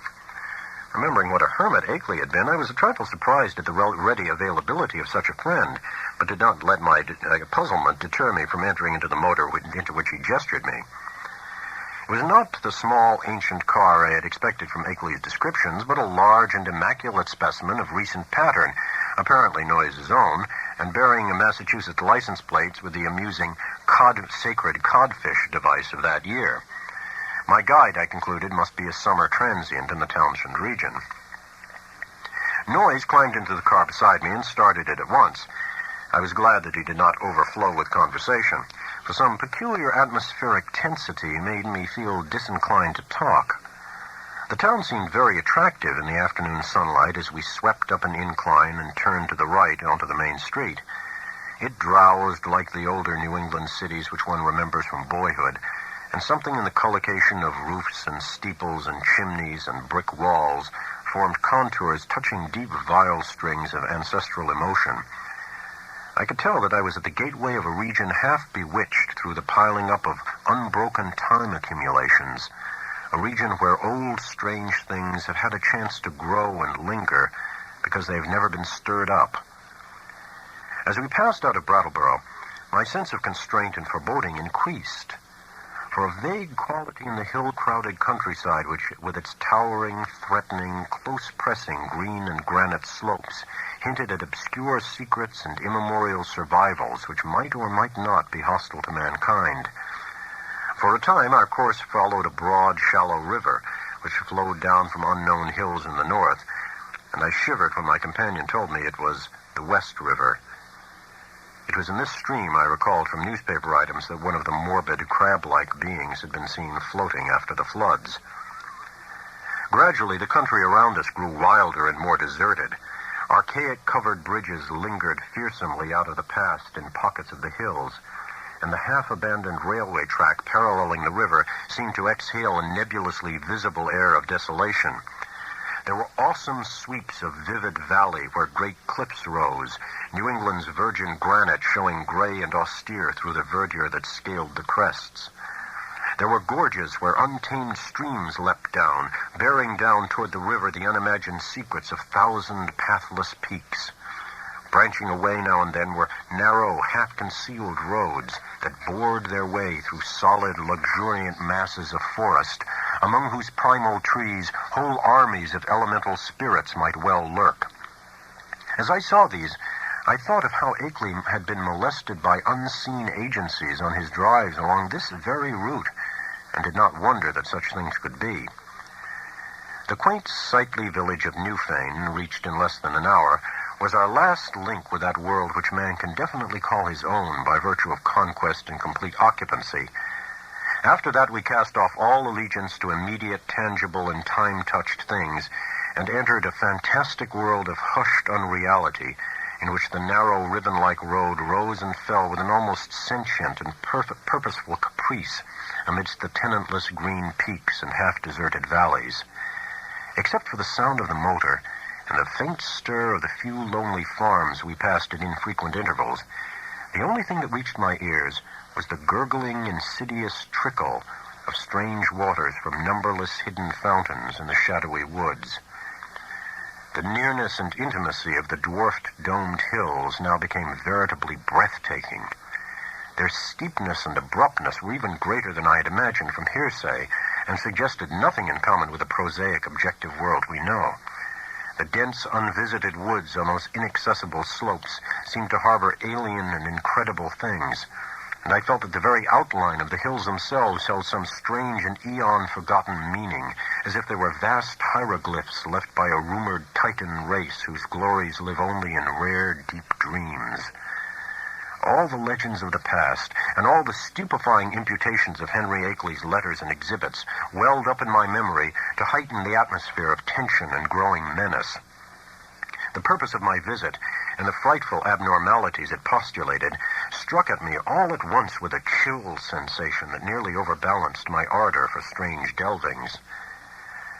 My guide must have noticed my disturbed attitude, for as the road grew wilder and more irregular, and our motion slower and more jolting, his occasional pleasant comments expanded into a steadier flow of discourse. He spoke of the beauty and weirdness of the country, and revealed some acquaintance with the folklore studies of my prospective host. From his polite questions, it was obvious that he knew I had come for a scientific purpose, and that I was bringing data of some importance, but he gave no sign of appreciating the depth and awfulness of the knowledge which Akeley had finally reached. His manner was so cheerful, normal, and urbane that his remarks ought to have calmed and reassured me. But oddly enough, I felt only the more disturbed as we bumped and veered onward into the unknown wilderness of hills and woods. At times it seemed as if he were pumping me to see what I knew of the monstrous secrets of the place, and with every fresh utterance that vague, teasing, baffling familiarity in his voice increased. It was not an ordinary or healthy familiarity, despite the thoroughly wholesome and cultivated nature of the voice. I somehow linked it with forgotten nightmares, and felt that I might go mad if I recognized it. If any good excuse had existed, I think I would have turned back from my visit. As it was, I could not well do so, and it occurred to me that a cool scientific conversation with Akeley himself after my arrival would help greatly to pull me together. Besides, there was a strangely calming element of cosmic beauty in the hypnotic landscape through which we climbed and plunged fantastically. Time had lost itself in the labyrinths behind, and around us stretched only the flowering waves of faerie and the recaptured loveliness of vanished centuries, the hoary groves, the untainted pastures edged with gay autumnal blossoms, and at vast intervals the small brown farmsteads nestling amid huge trees beneath vertical precipices of fragrant briar and meadow grass. Even the sunlight assumed a supernal glamour, as if some special atmosphere or exhalation mantled the whole region. I had seen nothing like it before, save in the magic vistas which sometimes formed the backgrounds of Italian primitives. Sodoma and Leonardo conceived such expanses, but only in the distance, and through the vaultings of Renaissance arcades. We were now burrowing bodily through the midst of the picture, and I seemed to find in its necromancy a thing I had innately known or inherited, and for which I had always been vaguely searching. Suddenly, after rounding an obtuse angle at the top of a sharp ascent, the car came to a standstill.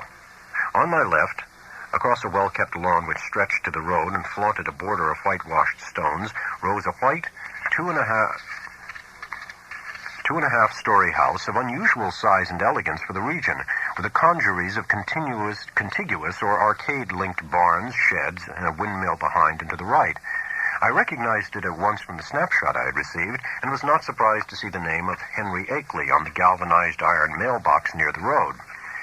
For some distance back of the house, a level stretch of marshy and sparsely wooded land extended, beyond which soared a steep, thickly forested hillside ending in a jagged, leafy crest. This latter, I knew, was the summit of Dark Mountain, halfway up which we must have climbed already. Alighting from the car and taking my valise, Noyes asked me to wait while he went in and informed Akeley of my advent. He himself, he had added, had an important business elsewhere and could not stop for more than a moment. As he briskly walked up the path to the house, I climbed out of the car myself, wishing to stretch my legs a little before settling down to a sedentary conversation.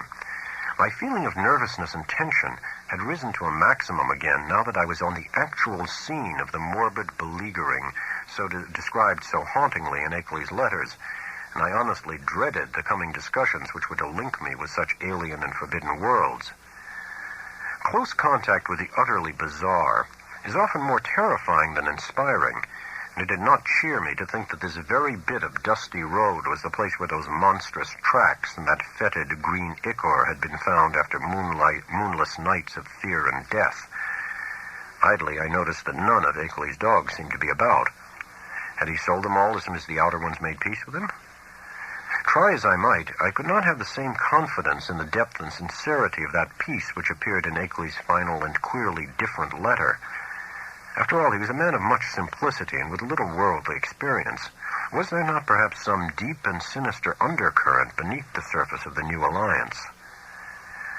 Led by my thoughts, my eyes turned downward to the powdery road surface which had held such hideous testimonies.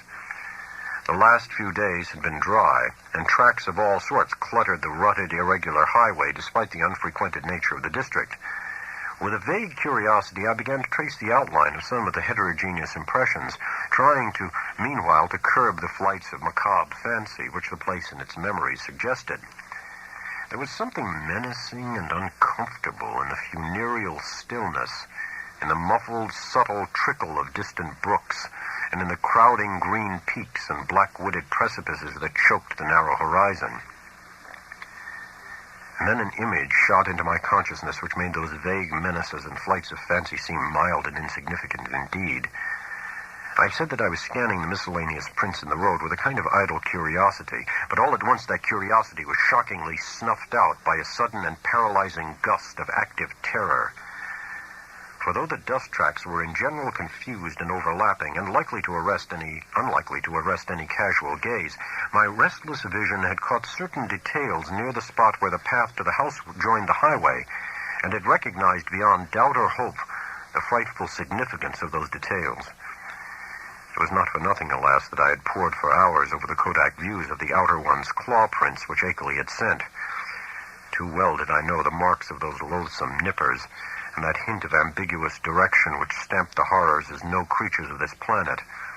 No chance had been left me from merciful mistake.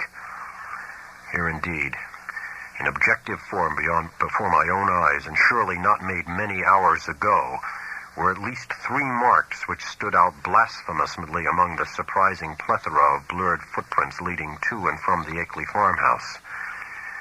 They were the hellish tracks of the living fungi from Yuggoth. I pulled myself together in time to stifle a scream. After all, what more was there than I might have expected, assuming I'd really believed Akeley's letters? He had spoken of making peace with the things. Why, then, was it strange that some of them had visited his house? But the terror was stronger than the reassurance. Could any man be expected to look unmoved for the first time upon the claw marks of animate beings from outer depths of space? Just then I saw Noyes emerge from the door and approach with a brisk step. I must, I reflected, keep command of myself, for the chances were that this genial friend knew nothing of Akeley's profoundest and most stupendous probings into the forbidden. Akeley, Noyes hastened to inform me, was glad and ready to see me, though his sudden attack of asthma would prevent him from being a competent host for a day or two.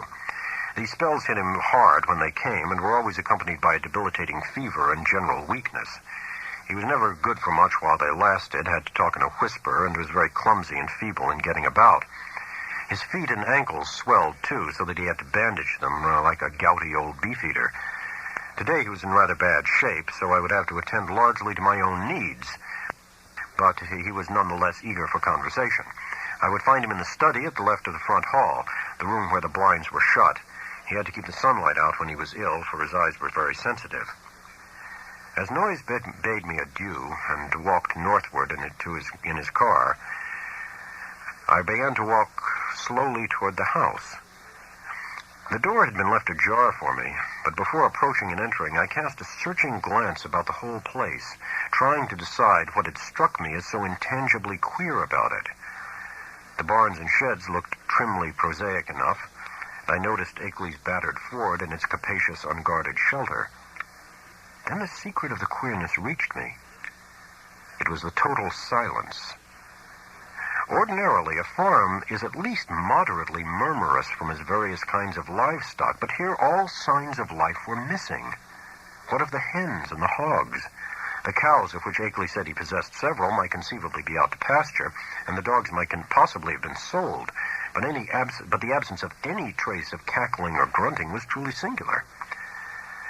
I did not pause long on the path, but resolutely entered the open house door and closed it behind me.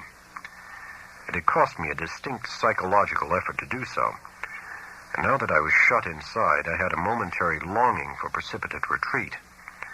Not that the place was in the least sinister in visual suggestion. On the contrary, I thought the graceful late colonial hallway very tasteful and wholesome, and admired the evident breeding of the man who had furnished it. What made me wish to flee was something very attenuated and indefinable. Perhaps it was a certain odd odor which I thought I noticed, though I well knew how common musty odors are even in the best of ancient farmhouses. Refusing to let these cloudy qualms overmaster me, I recalled Noyes' instructions and pushed open the 6-paneled, brass-latched white door on my left.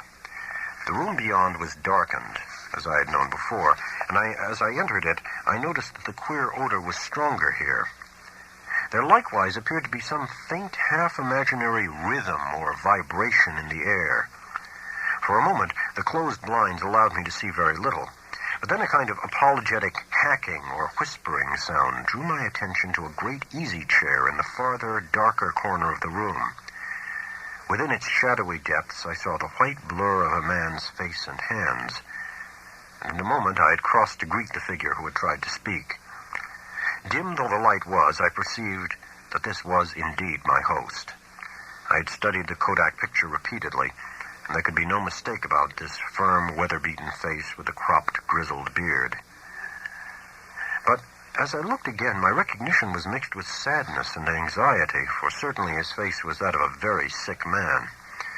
I felt that there must be something more than asthma behind that strained, rigid, immobile expression and unwinking, glassy stare, and realized how terribly the strain of his frightful experiences must have told on him. Was it not enough to break any human being, even a younger man than this intrepid delver, into the forbidden? The strange and sudden relief, I feared, had come too late to save him from something like a general breakdown. There was a touch of the pitiful in the limp, lifeless way his lean hands rested in his lap. He had on a loose dressing gown, and was swathed around the head and high around the neck with a vivid yellow scarf or hood. And then I saw that he was trying to talk in the same hacking whisper with which he had greeted me. It was a hard whisper to catch at first, since the gray mustache concealed all movements of the lips, and something in its timbre disturbed me greatly. But by concentrating my attention, I could soon make out its purport surprisingly well. The accent was by no means a rustic one, and the language was even more polished than correspondence had led me to expect. Mr. Wilmarth, I presume. You must pardon my not rising. I'm quite ill, as Mr. Noyes must have told you, but I could not resist having you come just the same. You know what I wrote in my last letter. There's so much to tell you tomorrow when I shall feel better. I can't say how glad I am to see you in person after our many letters. You have the file with you, of course, and the Kodak prints and the records. Noyes put your valise in the hall. I suppose you saw it. For tonight, I fear you'll have to wait on yourself to a great extent. Your room is upstairs, the one over this, and you'll see the bathroom door open at the head of the staircase. There's a meal spread for you in the dining room, right through this door at your right, which you can take whenever you feel like it. I'll be a better host tomorrow, but just now weakness leaves me helpless. Make yourself at home. You might take out the letters and pictures and records and put them on the table here before you go upstairs with your bag. It is here that we shall discuss them. You can see my phonograph on my corner stand. No, thanks. There's nothing you can do for me. I know these spells of old. Just come back for a little quiet visiting before night, and then go to bed when you please. I'll rest right here, perhaps sleep here all night, as I often do. In the morning, I'll be far better able to go into the things we must go into. You realize, of course, the utterly stupendous nature of the matter before us. To us, as to only a few men on this earth, there will be opened up gulfs of time and space and knowledge beyond anything within the conception of human science or philosophy. Do you know that Einstein is wrong, and that certain objects and forces can move with a velocity greater than that of light? With proper aid, I expect to go backward and forward in time and actually see and feel the Earth of remote past and future epochs. You can't imagine the degree to which those beings have carried science. There is nothing they can't do with the mind and body of living organisms. I expect to visit other planets and even other stars and galaxies. The first trip will be to Yuggoth, the nearest world fully peopled by the beings. It is a strange, dark orb at the very rim of our solar system, unknown to earthly astronomers as yet. But I must have written you about this. At the proper time, you know, the beings there will direct thought currents toward us and cause it to be discovered, and perhaps let one of their human allies give the scientists a hint. There are mighty cities on Yuggoth, great tiers of terraced towers built of black stone like that specimen I tried to send you. That came from Yuggoth. The sun shines there, no brighter than a star, but the beings need no light. They have other, subtler senses, and put no windows in their great houses and temples. Light even hurts and hampers and confuses them, for it did not exist at all in the black cosmos outside time and space where they came from originally. To visit Yuggoth would drive any weak man mad. Yet I am going there. The black rivers of pitch that flow under those mysterious cyclopean bridges, things built by some elder race extinct and forgotten before the beings came to Yuggoth from the ultimate voids, ought to be enough to make any man a Dante or Poe if he can keep sane long enough to tell what he has seen. But remember, that dark world of fungoid gardens and windowless cities isn't really terrible. It is only to us that it would seem so. Perhaps this world seemed just as terrible to the beings when they first explored it in the primal age. You know, they were over here long before the fabulous epoch of Cthulhu was over. And remember all about sunken relief when it was above the waters. They've been inside the earth, too. There are openings which human beings know nothing about, some of them in these very Vermont hills, and great worlds of unknown life down there. Blue-litten Kenyan, red-litten Yoth, and black lightless Nkai. It's from Nkai that the frightful Sarthogua came. You know, the amorphous, toad-like god creature mentioned in the Pnakotic manuscripts and the Necronomicon and the Comorium myth cycle preserved by the Atlantean high priest Klakash Ton. But we will talk of all of this later. It must be 4 or 5 o'clock by this time. Bring the stuff from your bag, take a bite, and come back for a comfortable chat. Very slowly I turned and began to obey my host, fetching my valise, extracting and depositing the desired articles, and finally ascending to the room designated as mine. With the memory of that roadside claw print fresh in my mind, Akeley's whispered paragraphs had affected me clearly, and the hints of familiarity with this unknown world of fungus life, forbidden Yuggoth, made my flesh creep more than I dared to own. I was tremendously sorry about Akeley's illness, but I had to confess that his hoarse whisper had a hateful as well as a pitiful quality. If only he wouldn't gloat so about Yuggoth and its black secrets. My room proved a very pleasant and well-furnished one, devoid alike of the musty odor and disturbing sense of vibration. And after leaving my valise there, I descended again to greet Akeley and take the lunch he had set out for me. The dining room was just beyond the study, and I saw that a kitchen L extended still further in the same direction. On the dining table, an ample array of sandwiches, cake, and cheese awaited me, and a hot thermos bottle beside a cup and saucer testified that hot coffee had not been forgotten. After a well-relished meal, I poured myself a liberal cup of coffee, but found that the culinary standard had suffered a lapse in this one detail. My first spoonful revealed a faintly unpleasant acrid taste, so that I did not take more. Throughout the lunch, I thought of Akeley sitting silently in the great chair in the darkened next room. Once I went in to beg him to share the repast, but he whispered that he would eat nothing as yet. Later on, just before he slept, he would take some malted milk, all he ought to have that day.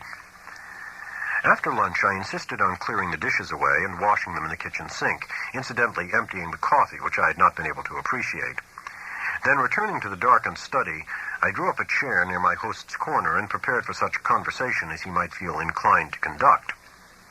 The letters, pictures, and record were still on the large center table, but for the nonce we did not have to draw upon them. Before long, I forgot even the bizarre odor and curious suggestions of vibration.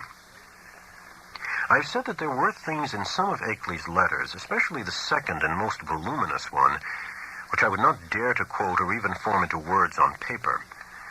This hesitancy applies with still greater force to the things I heard whispered that evening in the darkened room among the lonely, haunted hills. Of the extent of the cosmic horrors unfolded by that raucous voice I cannot even hint. He had known hideous things before, but what he had learned since making his pact with the outside things was almost too much for sanity to bear.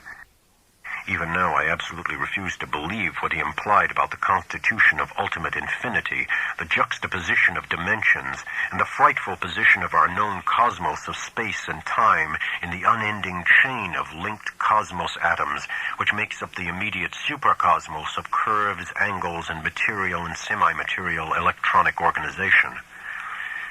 Never was a sane man more dangerously close to the arcana of basic entity. Never was an organic brain nearer to utter annihilation in the chaos that transcends form and force and symmetry. I learned whence Cthulhu first came, and why half the great temporary stars of history had flared forth.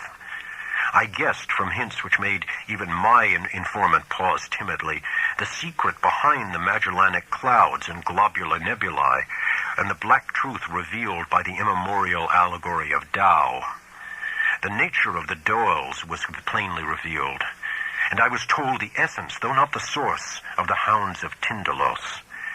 The legend of Yig, father of serpents, remained figurative no longer, and I started with loathing when told of the monstrous nuclear chaos beyond angled space, which the Necronomicon had mercifully cloaked under the name of Azathoth.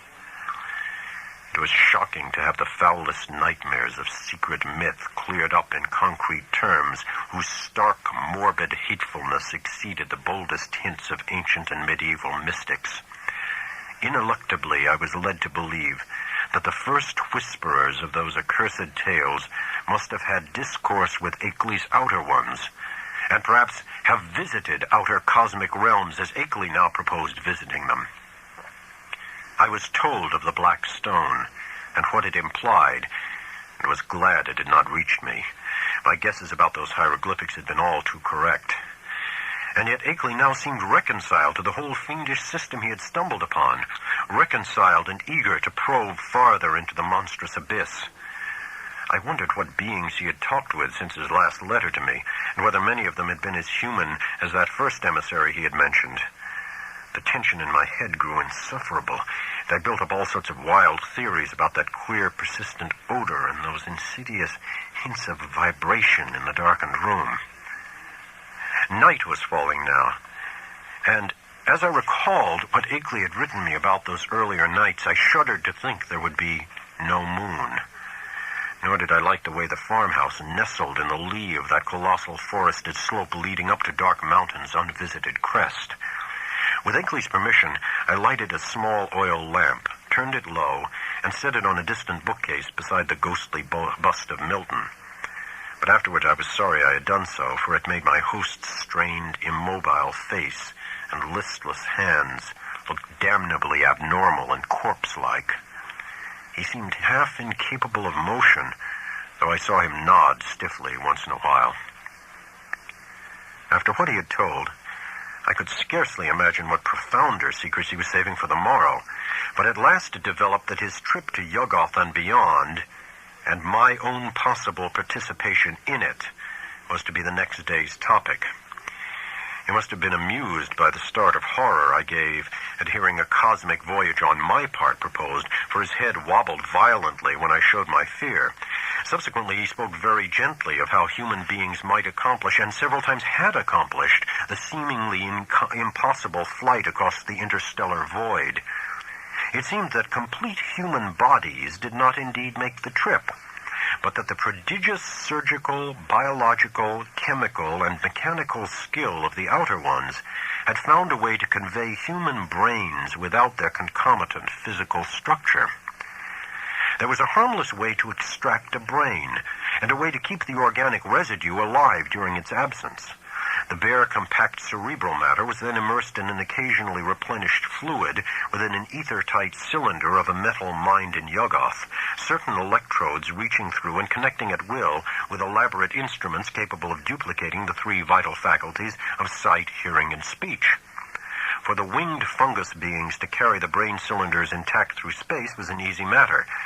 Then, on every planet covered by their civilization, they would find plenty of adjustable faculty instruments capable of being connected with the encased brains, so that after a little fitting, these traveling intelligences could be given a full sensory and articulate life, albeit a bodiless and mechanical one, at each stage of their journeying through and beyond the space-time continuum. It was as simple as carrying a phonograph record about and playing it wherever a phonograph of corresponding make exists. Of his success, there could be no question. Akeley was not afraid. Had it not been brilliantly accomplished again and again? For the first time, one of the inert, wasted hands raised itself and pointed stiffly to a high shelf on the farther side of the room. There, in a neat row, stood more than a dozen cylinders of a metal I had never seen before, cylinders about a foot high and somewhat less in diameter, with three convex sockets set in an isosceles triangle over the front convex surface of each. One of them was linked at two of the sockets to a pair of singular-looking machines that stood in the background. Of their purpose I did not need to be told, and I shivered as with ague. Then I saw the hand point to a much nearer corner where some intricate instruments with attached cords and plugs, several of them much like two devices on the shelf behind the cylinders, were huddled together. "There are 4 kinds of instruments here, Wilmarth," whispered the voice. 4 kinds, 3 faculties each, makes 12 pieces in all. You see, there are 4 different sorts of beings represented in those cylinders up there. 3 humans, 6 fungoid beings who can't navigate space corporeally, 2 beings from Neptune, God, if you could see the body this type has on its own planet, and the rest entities from the central caverns of an especially interesting dark star beyond the galaxy. In the principal outpost inside Round Hill, you'll now and then find more cylinders and machines. Cylinders of extra cosmic brains with different senses from any we know, allies and explorers from the uttermost outside, and special machines for giving them impressions and expression in the several ways suited at once to them and to the comprehensions of different types of listeners. Round Hill, like most of the being's main outposts through the various universes, is a very cosmopolitan place. Of course, only the more common types have been lent me for the experiment. Here, take the 3 machines I point to and set them up on the table. That tall one with the 2 glass lenses in front, and then the box with the vacuum tubes and the sounding board, and now the one with the metal disc on top. Now for the cylinder with the label B67 pasted on it. Just stand in the Windsor chair to reach the shelf. Heavy? Never mind. Be sure of the number, B67. Don't bother that fresh, shiny cylinder joint to the two testing instruments, the one with my name on it.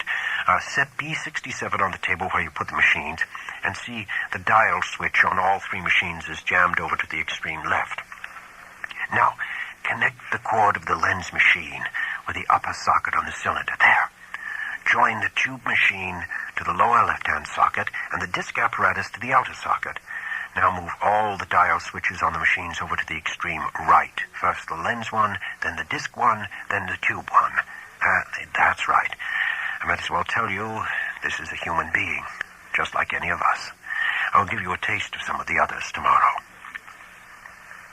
To this day, I do not know why I obeyed those whispers so slavishly, or whether I thought Akeley was mad or sane. After what had gone before, I ought to have been prepared for anything, but this mechanical mummery seemed so like the typical vagaries of crazed inventors and scientists that it struck a chord of doubt which even the preceding discourse had not excited. What the whisperer implied was beyond all human belief. Yet were not the other things still farther beyond and less preposterous only because their remoteness from tangible concrete proof? As my mind reeled amidst this chaos, I became conscious of a mixed grating and whirring from all three of the machines lately linked to the cylinder, a grating and whirring which soon subsided into a virtual noiselessness. What was about to happen? Was I to hear a voice? And if so, what proof would I have that it was not some cleverly concocted radio device talked into by a concealed but closely watched speaker? Even now I am unwilling to swear just what I heard or just what phenomenon really took place before me, but something certainly seemed to take place. To be brief and plain, the machine with the tubes and soundbox began to speak, and with a point and intelligence which left no doubt that the speaker was actually present and observing us. The voice was loud, metallic, lifeless, and plainly mechanical in every detail of its production. It was incapable of inflection or expressiveness, but scraped and rattled on with a deadly precision and deliberation. "Mr. Wilmot," it said, "I hope I do not startle you. I am a human being like yourself, though my body is now resting safely under a proper vitalizing treatment inside Round Hill, about 1.5 miles east of here. I myself am here with you. My brain is in that cylinder, and I see, hear, and speak through these electronic vibrators. In a week I'm going across the void as I have been many times before, and I expect the pleasure of Mr. Akeley's company. I wish I might have yours as well, for I know you by sight and reputation, and have kept close track of your correspondence with our friend. I am, of course, one of the men who have become allied with the outside beings visiting our planet. I first met them in the Himalayas, and have helped them in various ways. In return, they have given me experiences such as few men have ever had. Do you realize what it means when I say I have been on 37 different celestial bodies, planets, dark stars, and less definable objects, including 8 outside our galaxy and 2 outside the curved cosmos of space and time? All this has not harmed me in the least.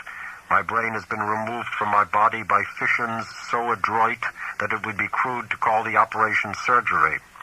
The visiting beings have methods which make these extractions easy and almost normal, and one's body never ages when the brain is out of it. The brain, I might add, is virtually immortal with its mechanical faculties and the limited nourishment supplied by occasional changes of the preserving fluid. Altogether, I hope most heartily that you will decide to come with Mr. Akeley and me. The visitors are eager to know men of intelligence and knowledge like yourself, and to show them the great abysses that most of us have had to dream about in fanciful ignorance. It may seem strange at first to meet them, but I know you will be above minding that. I think Mr. Noyes will go along too, the man who doubtless brought you up here in his car. He has been one of us for years. I suppose you recognized his voice as one of those on the record Mr. Akeley sent you." At my violent start, the speaker paused a moment before concluding. "So, Mr. Wilmot, I will leave the matter to you, merely adding that a man with your love of strangeness and folklore ought never to miss such a chance as this. There is nothing to fear. All transitions are painless, and there is much to enjoy in a wholly mechanized state of sensation. When the electrodes are disconnected, one merely drops off into a sleep of especially vivid and fantastic dreams. And now, if you don't mind, we might adjourn our session till tomorrow. Good night. Just turn all the switches back to the left. Never mind the exact order, though you might let the lens machine be last. Good night, Mr. Akeley. Treat our guest well. Ready now with those switches? That was all. I obeyed mechanically and shut off all 3 switches, though dazed with doubt of everything that had occurred. My head was still reeling as I heard Akeley's whispering voice telling me that I might leave all the apparatus on the table just as it was.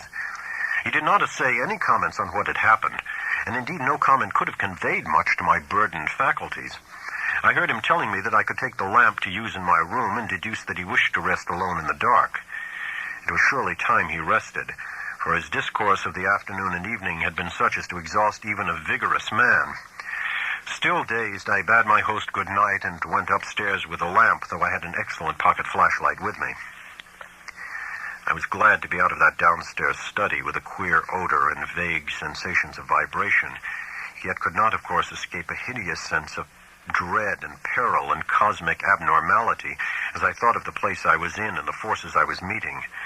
The wild, lonely region, the black, mysteriously forested slope towering so close behind the house, the footprint in the road, the sick, motionless whisperer in the dark, the hellish cylinders and machines, and above all, the invitations to strange surgery and stranger voyagings.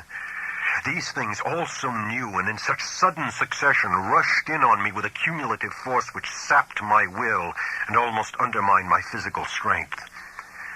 To discover that my guide, Noise, was the human celebrant in that monstrous bygone Sabbath ritual on the phonograph record was a particular shock, though I had previously sensed a dim, repellent familiarity in his voice. Another shock came from my own attitude toward my host whenever I paused to analyze it, for much as I had instinctively liked Akeley as revealed in his correspondence, I now found that he filled me with a distinct repulsion. His illness ought to have excited my pity, but instead it gave me a kind of shudder. He was so rigid and inert and corpse-like, and that incessant whispering was so hateful and unhuman. It occurred to me that this whispering was different from anything else of the kind I had ever heard, and that despite the curious motionlessness of the speaker's mustache-screened lips, it had the latent strength and carrying power remarkable for the wheezings of an asthmatic.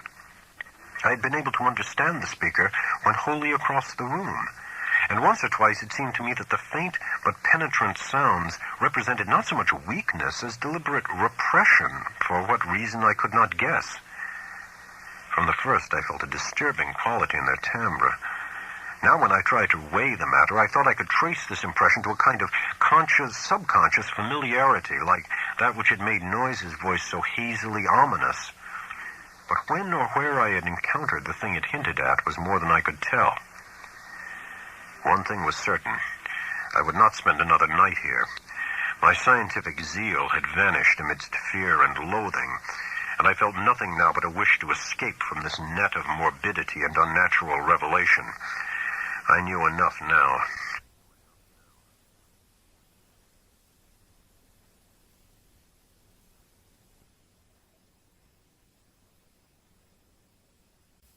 It must indeed be true that strange cosmic linkages do exist, but such things are surely not meant for normal human beings to meddle with. Blasphemous influences seemed to surround me and press chokingly on my senses. Sleep, I decided, would be out of the question, so I merely extinguished the lamp and threw myself on the bed fully dressed. No doubt it was absurd, but I kept ready for some unknown emergency, gripping in my right hand the revolver I had brought along and holding in the pocket flashlight in my left. Not a sound came from below, and I could imagine how my host was sitting there with cadaverous stiffness in the dark. Somewhere I heard a clock ticking. I was vaguely grateful for the normality of the sound. It reminded me, though, of another thing about the region which disturbed me, the total absence of animal life. There were certainly no farm beasts about, and now I realized that even the accustomed night noises of wild living things were absent. Except for the sinister trickle of distant unseen waters, that stillness was anomalous, interplanetary, and I wondered what star-spawned, intangible blight could be hanging over the region. I recalled from old legend that dogs and other beasts had always hated the outer ones, and thought of what those tracks in the road might mean. Do not ask me how long my unexpected lapse into slumber lasted, or how much of what ensued was sheer dream. If I tell you that I awaked at a certain time and heard and saw certain things, you will merely answer that I did not wake then, that everything was a dream until the moment when I rushed out of the house, stumbled into the shed where I'd seen the old Ford, and seized that ancient vehicle for a mad, aimless race over the haunted hills, which at last landed me after hours of jolting and winding through forest-threatened labyrinths in a village which turned out to be Townsend. You will also, of course, discount everything else in my report and declare that the pictures, record sounds, cylinder and machine sounds, and kindred evidences were bits of pure deception practiced on me by the missing Henry Akeley. You might even hint that he conspired with other eccentrics to carry out a silly and elaborate hoax, that he had the express shipment removed keen, and that he had Noyes make that terrifying wax record. It is odd, though, that Noyes has not ever been identified, and that he was unknown at any of the villages near Akeley's place, though he must have frequently been in the region. I wish I had stopped to memorize the license number of his car, or perhaps it is better, after all, that I did not. For I, despite all you can say, and despite all that I sometimes try to say to myself, know that loathsome outside influences must be lurking there in the half-known, unknown hills, and that those influences have spies and emissaries in the world of men. To keep as far as possible from such influences and such emissaries is all that I ask of life in the future. When my frantic story sent a sheriff's posse out to the farmhouse, Akeley was gone without a trace. His loose dressing gown, yellow scarf, and foot bandages lay on the study floor near his corner easy-chair, and it could not be decided whether any of his other apparel had vanished with him. The dogs and livestock were indeed missing, and there were some curious bullet holes both in the house's exterior and on some of the walls within. But beyond this, nothing unusual could be detected. No cylinders or machines, none of the evidences I had brought in my valise, no queer odor or vibration sense, no footprints in the road, and none of the problematical things I had glimpsed at the very last. I stayed a week in Brattleboro after my escape, making inquiries among people of every kind who had known Akeley, and the results convinced me that the matter is no figment of dream or delusion. Akeley's queer purchases of dogs and ammunitions and chemicals and the cutting of his telephone wires are matters of record, while all who knew him, including his son in California, concede that his occasional remarks on strange studies had a curious consistency. Solid citizens believe he was mad, and unhesitatingly pronounce all reported evidences mere hoaxes devised with insane cunning, and perhaps abetted by eccentric associates. But the lowlier country folk sustain his statements in every detail. He had showed some of these rustics his photographs in black stone, and had played the hideous record for them, and they all said the footprints and buzzing voice were like those described in ancestral legends. They said, too, that suspicious sights and sounds had been noticed increasingly around Akeley's house after he had found the black stone, and that the place was now avoided by everybody except the mailman and other casual, tough-minded people. Dark Mountain and Round Hill were both notoriously haunted spots, and I could find no one who had ever closely explored either. Occasional disappearances of natives throughout the district's history were well attested, and these now included the semi-vagabond Walter Brown, whom Akeley's letters had mentioned. I even came upon one farmer who thought he had personally glimpsed one of the queer bodies at flood time in the swollen West River, but his tale was too confused to be really valuable. When I left Brattleboro, I resolved never to go back to Vermont, and I feel quite certain that I shall keep my resolution. Those wild hills are surely the outpost of a frightful cosmic race, as I doubt all the less since reading that a new 9th planet has been glimpsed beyond Neptune, just as those influences had said it would be glimpsed. Astronomers, with a hideous appropriateness they little suspect, have named this thing Pluto. I feel beyond question that it is nothing less than knighted Yuggoth, and I shiver when I try to figure out the real reason why its monstrous denizens wish it to be known in this way at this especial time. I vainly try to assure myself that these demonic creatures are not gradually leading up to some new policy hurtful to the earth and its normal inhabitants. But I still have yet to tell of the ending of the terrible night in the farmhouse. As I've said, I did finally drop into a troubled doze a doze filled with bits of dream which involved monstrous landscape glimpses. Just what awaked me I cannot yet say, but that I did indeed awake at this given point I feel very certain. My first confused impression was of a stealthily creaking floorboard in the hall outside my door, and a clumsy, muffled fumbling at the latch. This, however, ceased almost at once, so that my really clear impressions begin with the voices heard from the study below. There seemed to be several speakers, and I judged they were controversially engaged. By the time I had listened for a few seconds, I was broad awake, for the nature of the voices was such as to make all thought of sleep ridiculous. The tones were curiously varied, and no one who had listened to that accursed phonograph record could harbor any doubts about the nature of at least two of them. Hideous though the idea was, I knew that I was under the same roof with nameless beings from abysmal space, for those two voices were unmistakably the blasphemous buzzings which the outside beings used in their communication with men. The two were individually different in pitch, accent, and tempo, but they were both of the same damnable general kind. A third voice was indubitably that of a mechanical utterance machine connected with one of the detached brains in the cylinders. There was little doubt about that as to the buzzings, for the loud, metallic, lifeless voice of the previous evening, with its inflectionless, expressionless scraping and rattling, and its impersonal precision and deliberation, had been utterly unforgettable. For a time I did not pause to question whether the intelligence behind the scraping was the identical one which had formerly talked to me.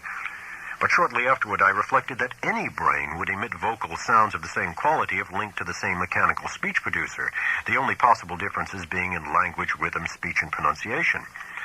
To complete the eldritch colloquy, there were two actually human voices, one the crude speech of an unknown and evidently rustic man, and the other the suave Bostonian tones of the erstwhile guide Noise.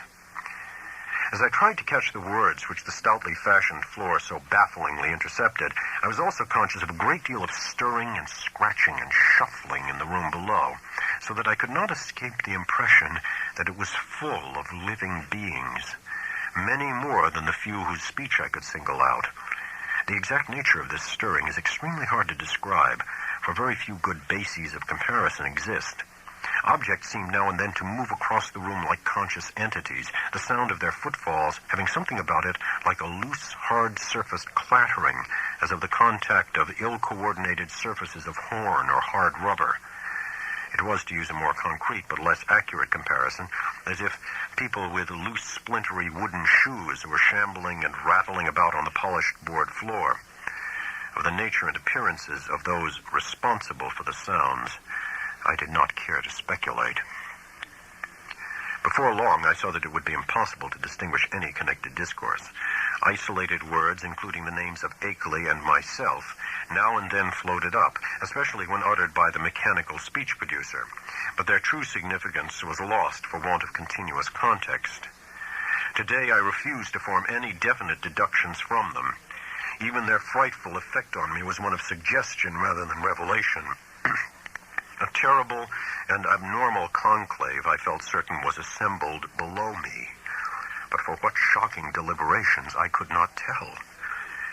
It was curious how this unquestioned sense of the malign and the blasphemous pervaded me despite Akeley's assurances of the outsider's friendliness. With patient listening, I began to distinguish clearly between voices, even though I could not grasp much of what any of the voices said. I seemed to catch certain typical emotions behind some of the speakers. One of the buzzing voices, for example, held an unmistakable note of authority, while the mechanical one, notwithstanding its artificial loudness and regularity, seemed to be in a position of subordination and pleading. Noise's tones exuded a kind of conciliatory atmosphere. The others I could make no attempt to interpret. I did not hear the familiar whisper of Akeley, but well knew that such a sound could never penetrate the solid flooring of my room. I will try to set down some of the few disjointed words with other sounds I caught, labeling the speakers of the words as best I know how. It was from the speech machine that I first picked up a few recognizable phrases. The speech machine. Brought it on myself. sent back the letters and the record. End on it. Taken in. Seeing and hearing. Damn you. Impersonal force after all. Fresh, shiny cylinder. Great God. First buzzing voice. Time we stopped. Small and human. Akeley. Brain. Saying. Second buzzing voice. Nyarlathotep. Wilmot. Records and letters. Cheap imposture. Noise. An unpronounceable word, a name possibly Ngoth-Pun. Harmless. Peace. Couple of weeks. Theatrical. Told you that. First buzzing voice. No reason. Original plan. Effects. Noise can watch. Round hill. Fresh cylinder. Noises car. Noise. Well, all yours. Down here. Rest place. Several voices at once in indistinguishable speech. Many footsteps, including the peculiar loose stirring or clattering. A curious sort of flapping sound. The sound of an automobile starting and receding. Silence. That is the substance of what my ears brought me as I lay rigid upon that strange upstairs bed in the haunted farmhouse among the demoniac hills. Lay there fully dressed with a revolver clenched in my right hand and a pocket flashlight gripped in my left. I became, as I said, broad awake, but a kind of obscure paralysis nevertheless kept me inert till long after the last echoes of the sounds had died away. I heard the wooden, deliberate ticking of the ancient Connecticut clock somewhere far below, and at last made out the irregular snoring of a sleeper. Akeley must have dozed off after the strange session, and I can well believe that he needed to do so. Just what to think or what to do was more than I could decide. After all, what had I heard beyond things which previous information had led me to expect? Had I not known that the nameless outsiders were now freely admitted to the farmhouse? No doubt Akeley had been surprised by an unexpected visit from them. Yet something in the fragmentary discourse had chilled me immeasurably, raised the most grotesque and horrible doubts, and made me wish fervently that I might wake up and prove everything a dream. I think my subconscious mind must have caught something which my consciousness has not yet recognized. But what of Akeley? Was he not my friend? And would he not have protested if any harm were meant me?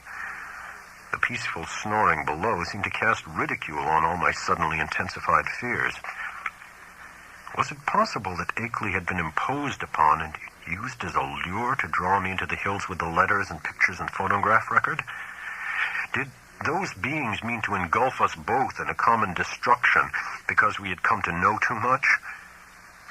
Again, I thought of the abruptness and unnaturalness of that change in the situation which must have occurred between Akeley's penultimate and final letters. Something, my instinct told me, was terribly wrong.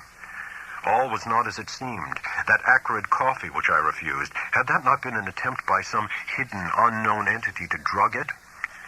I must talk to Akeley at once and restore his sense of proportion. They had hypnotized him with their promises of cosmic revelations, but now he must listen to reason. We must get out of this before it would be too late. If he lacked the willpower to make the break for liberty, I would supply it. Or if I could not persuade him to go, I would at least go myself. Surely he would let me take his Ford and leave it in a garage in Brattleboro. I noticed it in the shed, the door being left unlocked and now open that peril was deemed past, and I believe there was a good chance of its being ready for instant use. That momentary dislike of Akeley which I had felt during and after the evening's conversation was all gone now. He was in a position much like my own, and we must stick together. Knowing his indisposed condition, I hated to wake him at this juncture, but I knew I must. I could not stay in this place till morning as matters stood. At last, I felt able to act, and stretched myself vigorously to retain command of my muscles.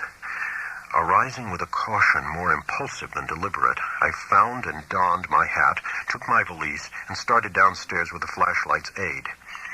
In my nervousness, I kept the revolver clutched in my right hand, being able to take care of both valise and flashlight with my left.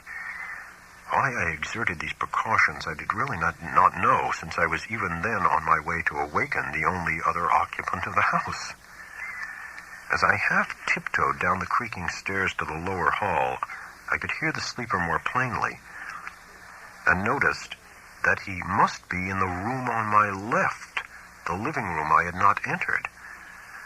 On my right was the gaping blackness of the study in which I had heard the voices.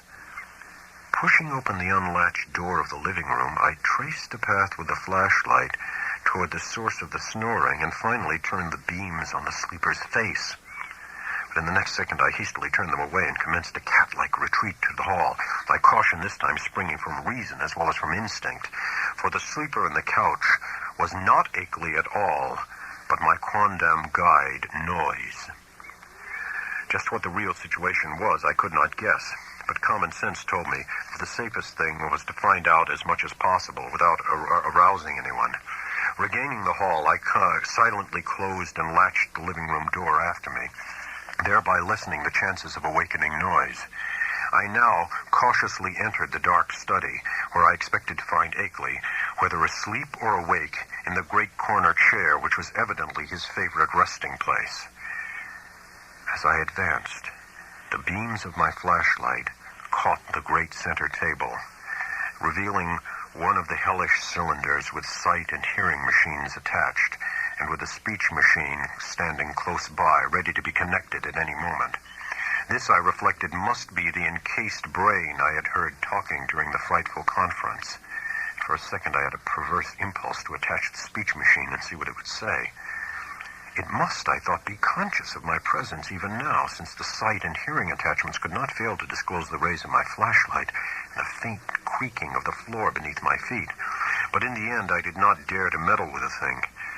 I idly saw that it was the fresh, shiny cylinder with Akeley's name on it, which I had noticed on the shelf earlier that evening, and which my host had told me not to bother.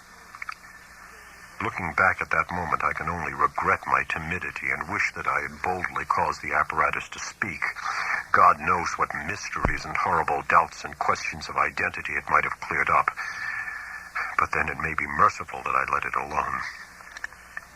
From the table, I turned my flashlight to the corner where I thought Akeley was, but found to my perplexity that the great easy chair was empty of any human occupant asleep or awake. From the seat to the floor there trailed voluminously the familiar old dressing gown, and near it on the floor lay the yellow scarf and the huge foot bandages I had thought so odd.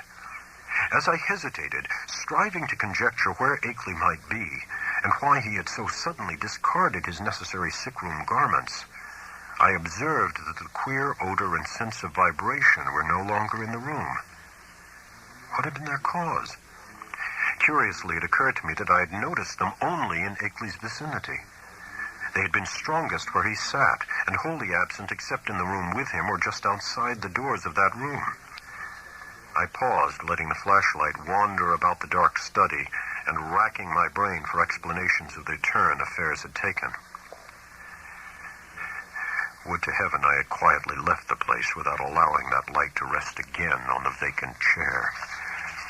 As it turned out, I did not leave quietly, but with a muffled shriek which must have disturbed, though it did not quite awake, the sleeping sentinel across the hall.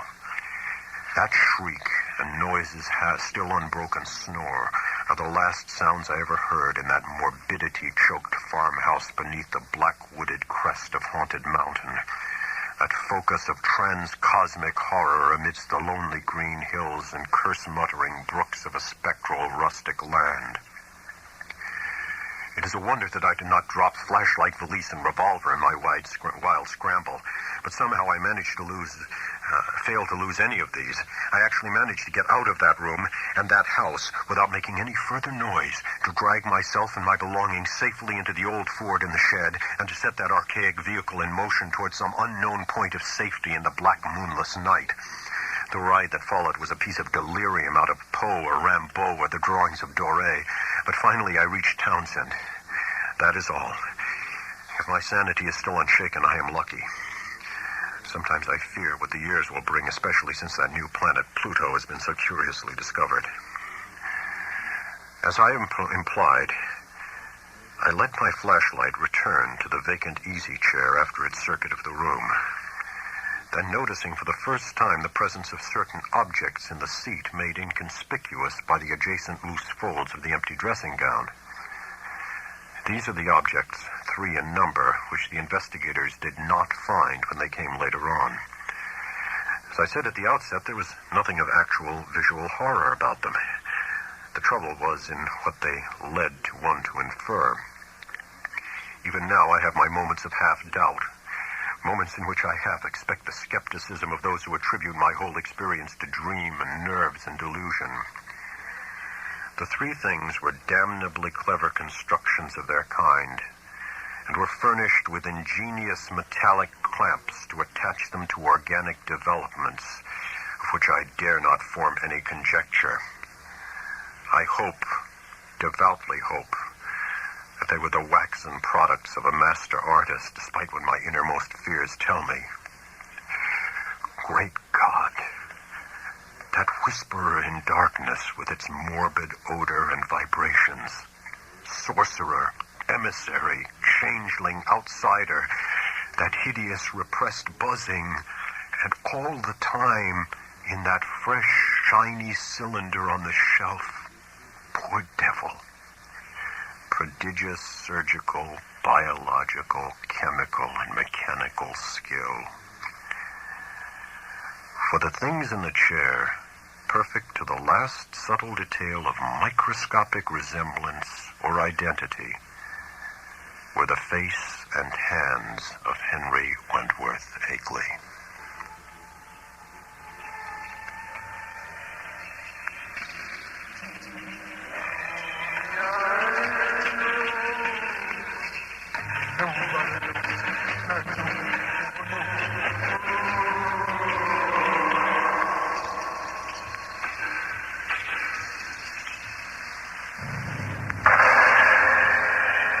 The title of the story was The Whisperer in Darkness.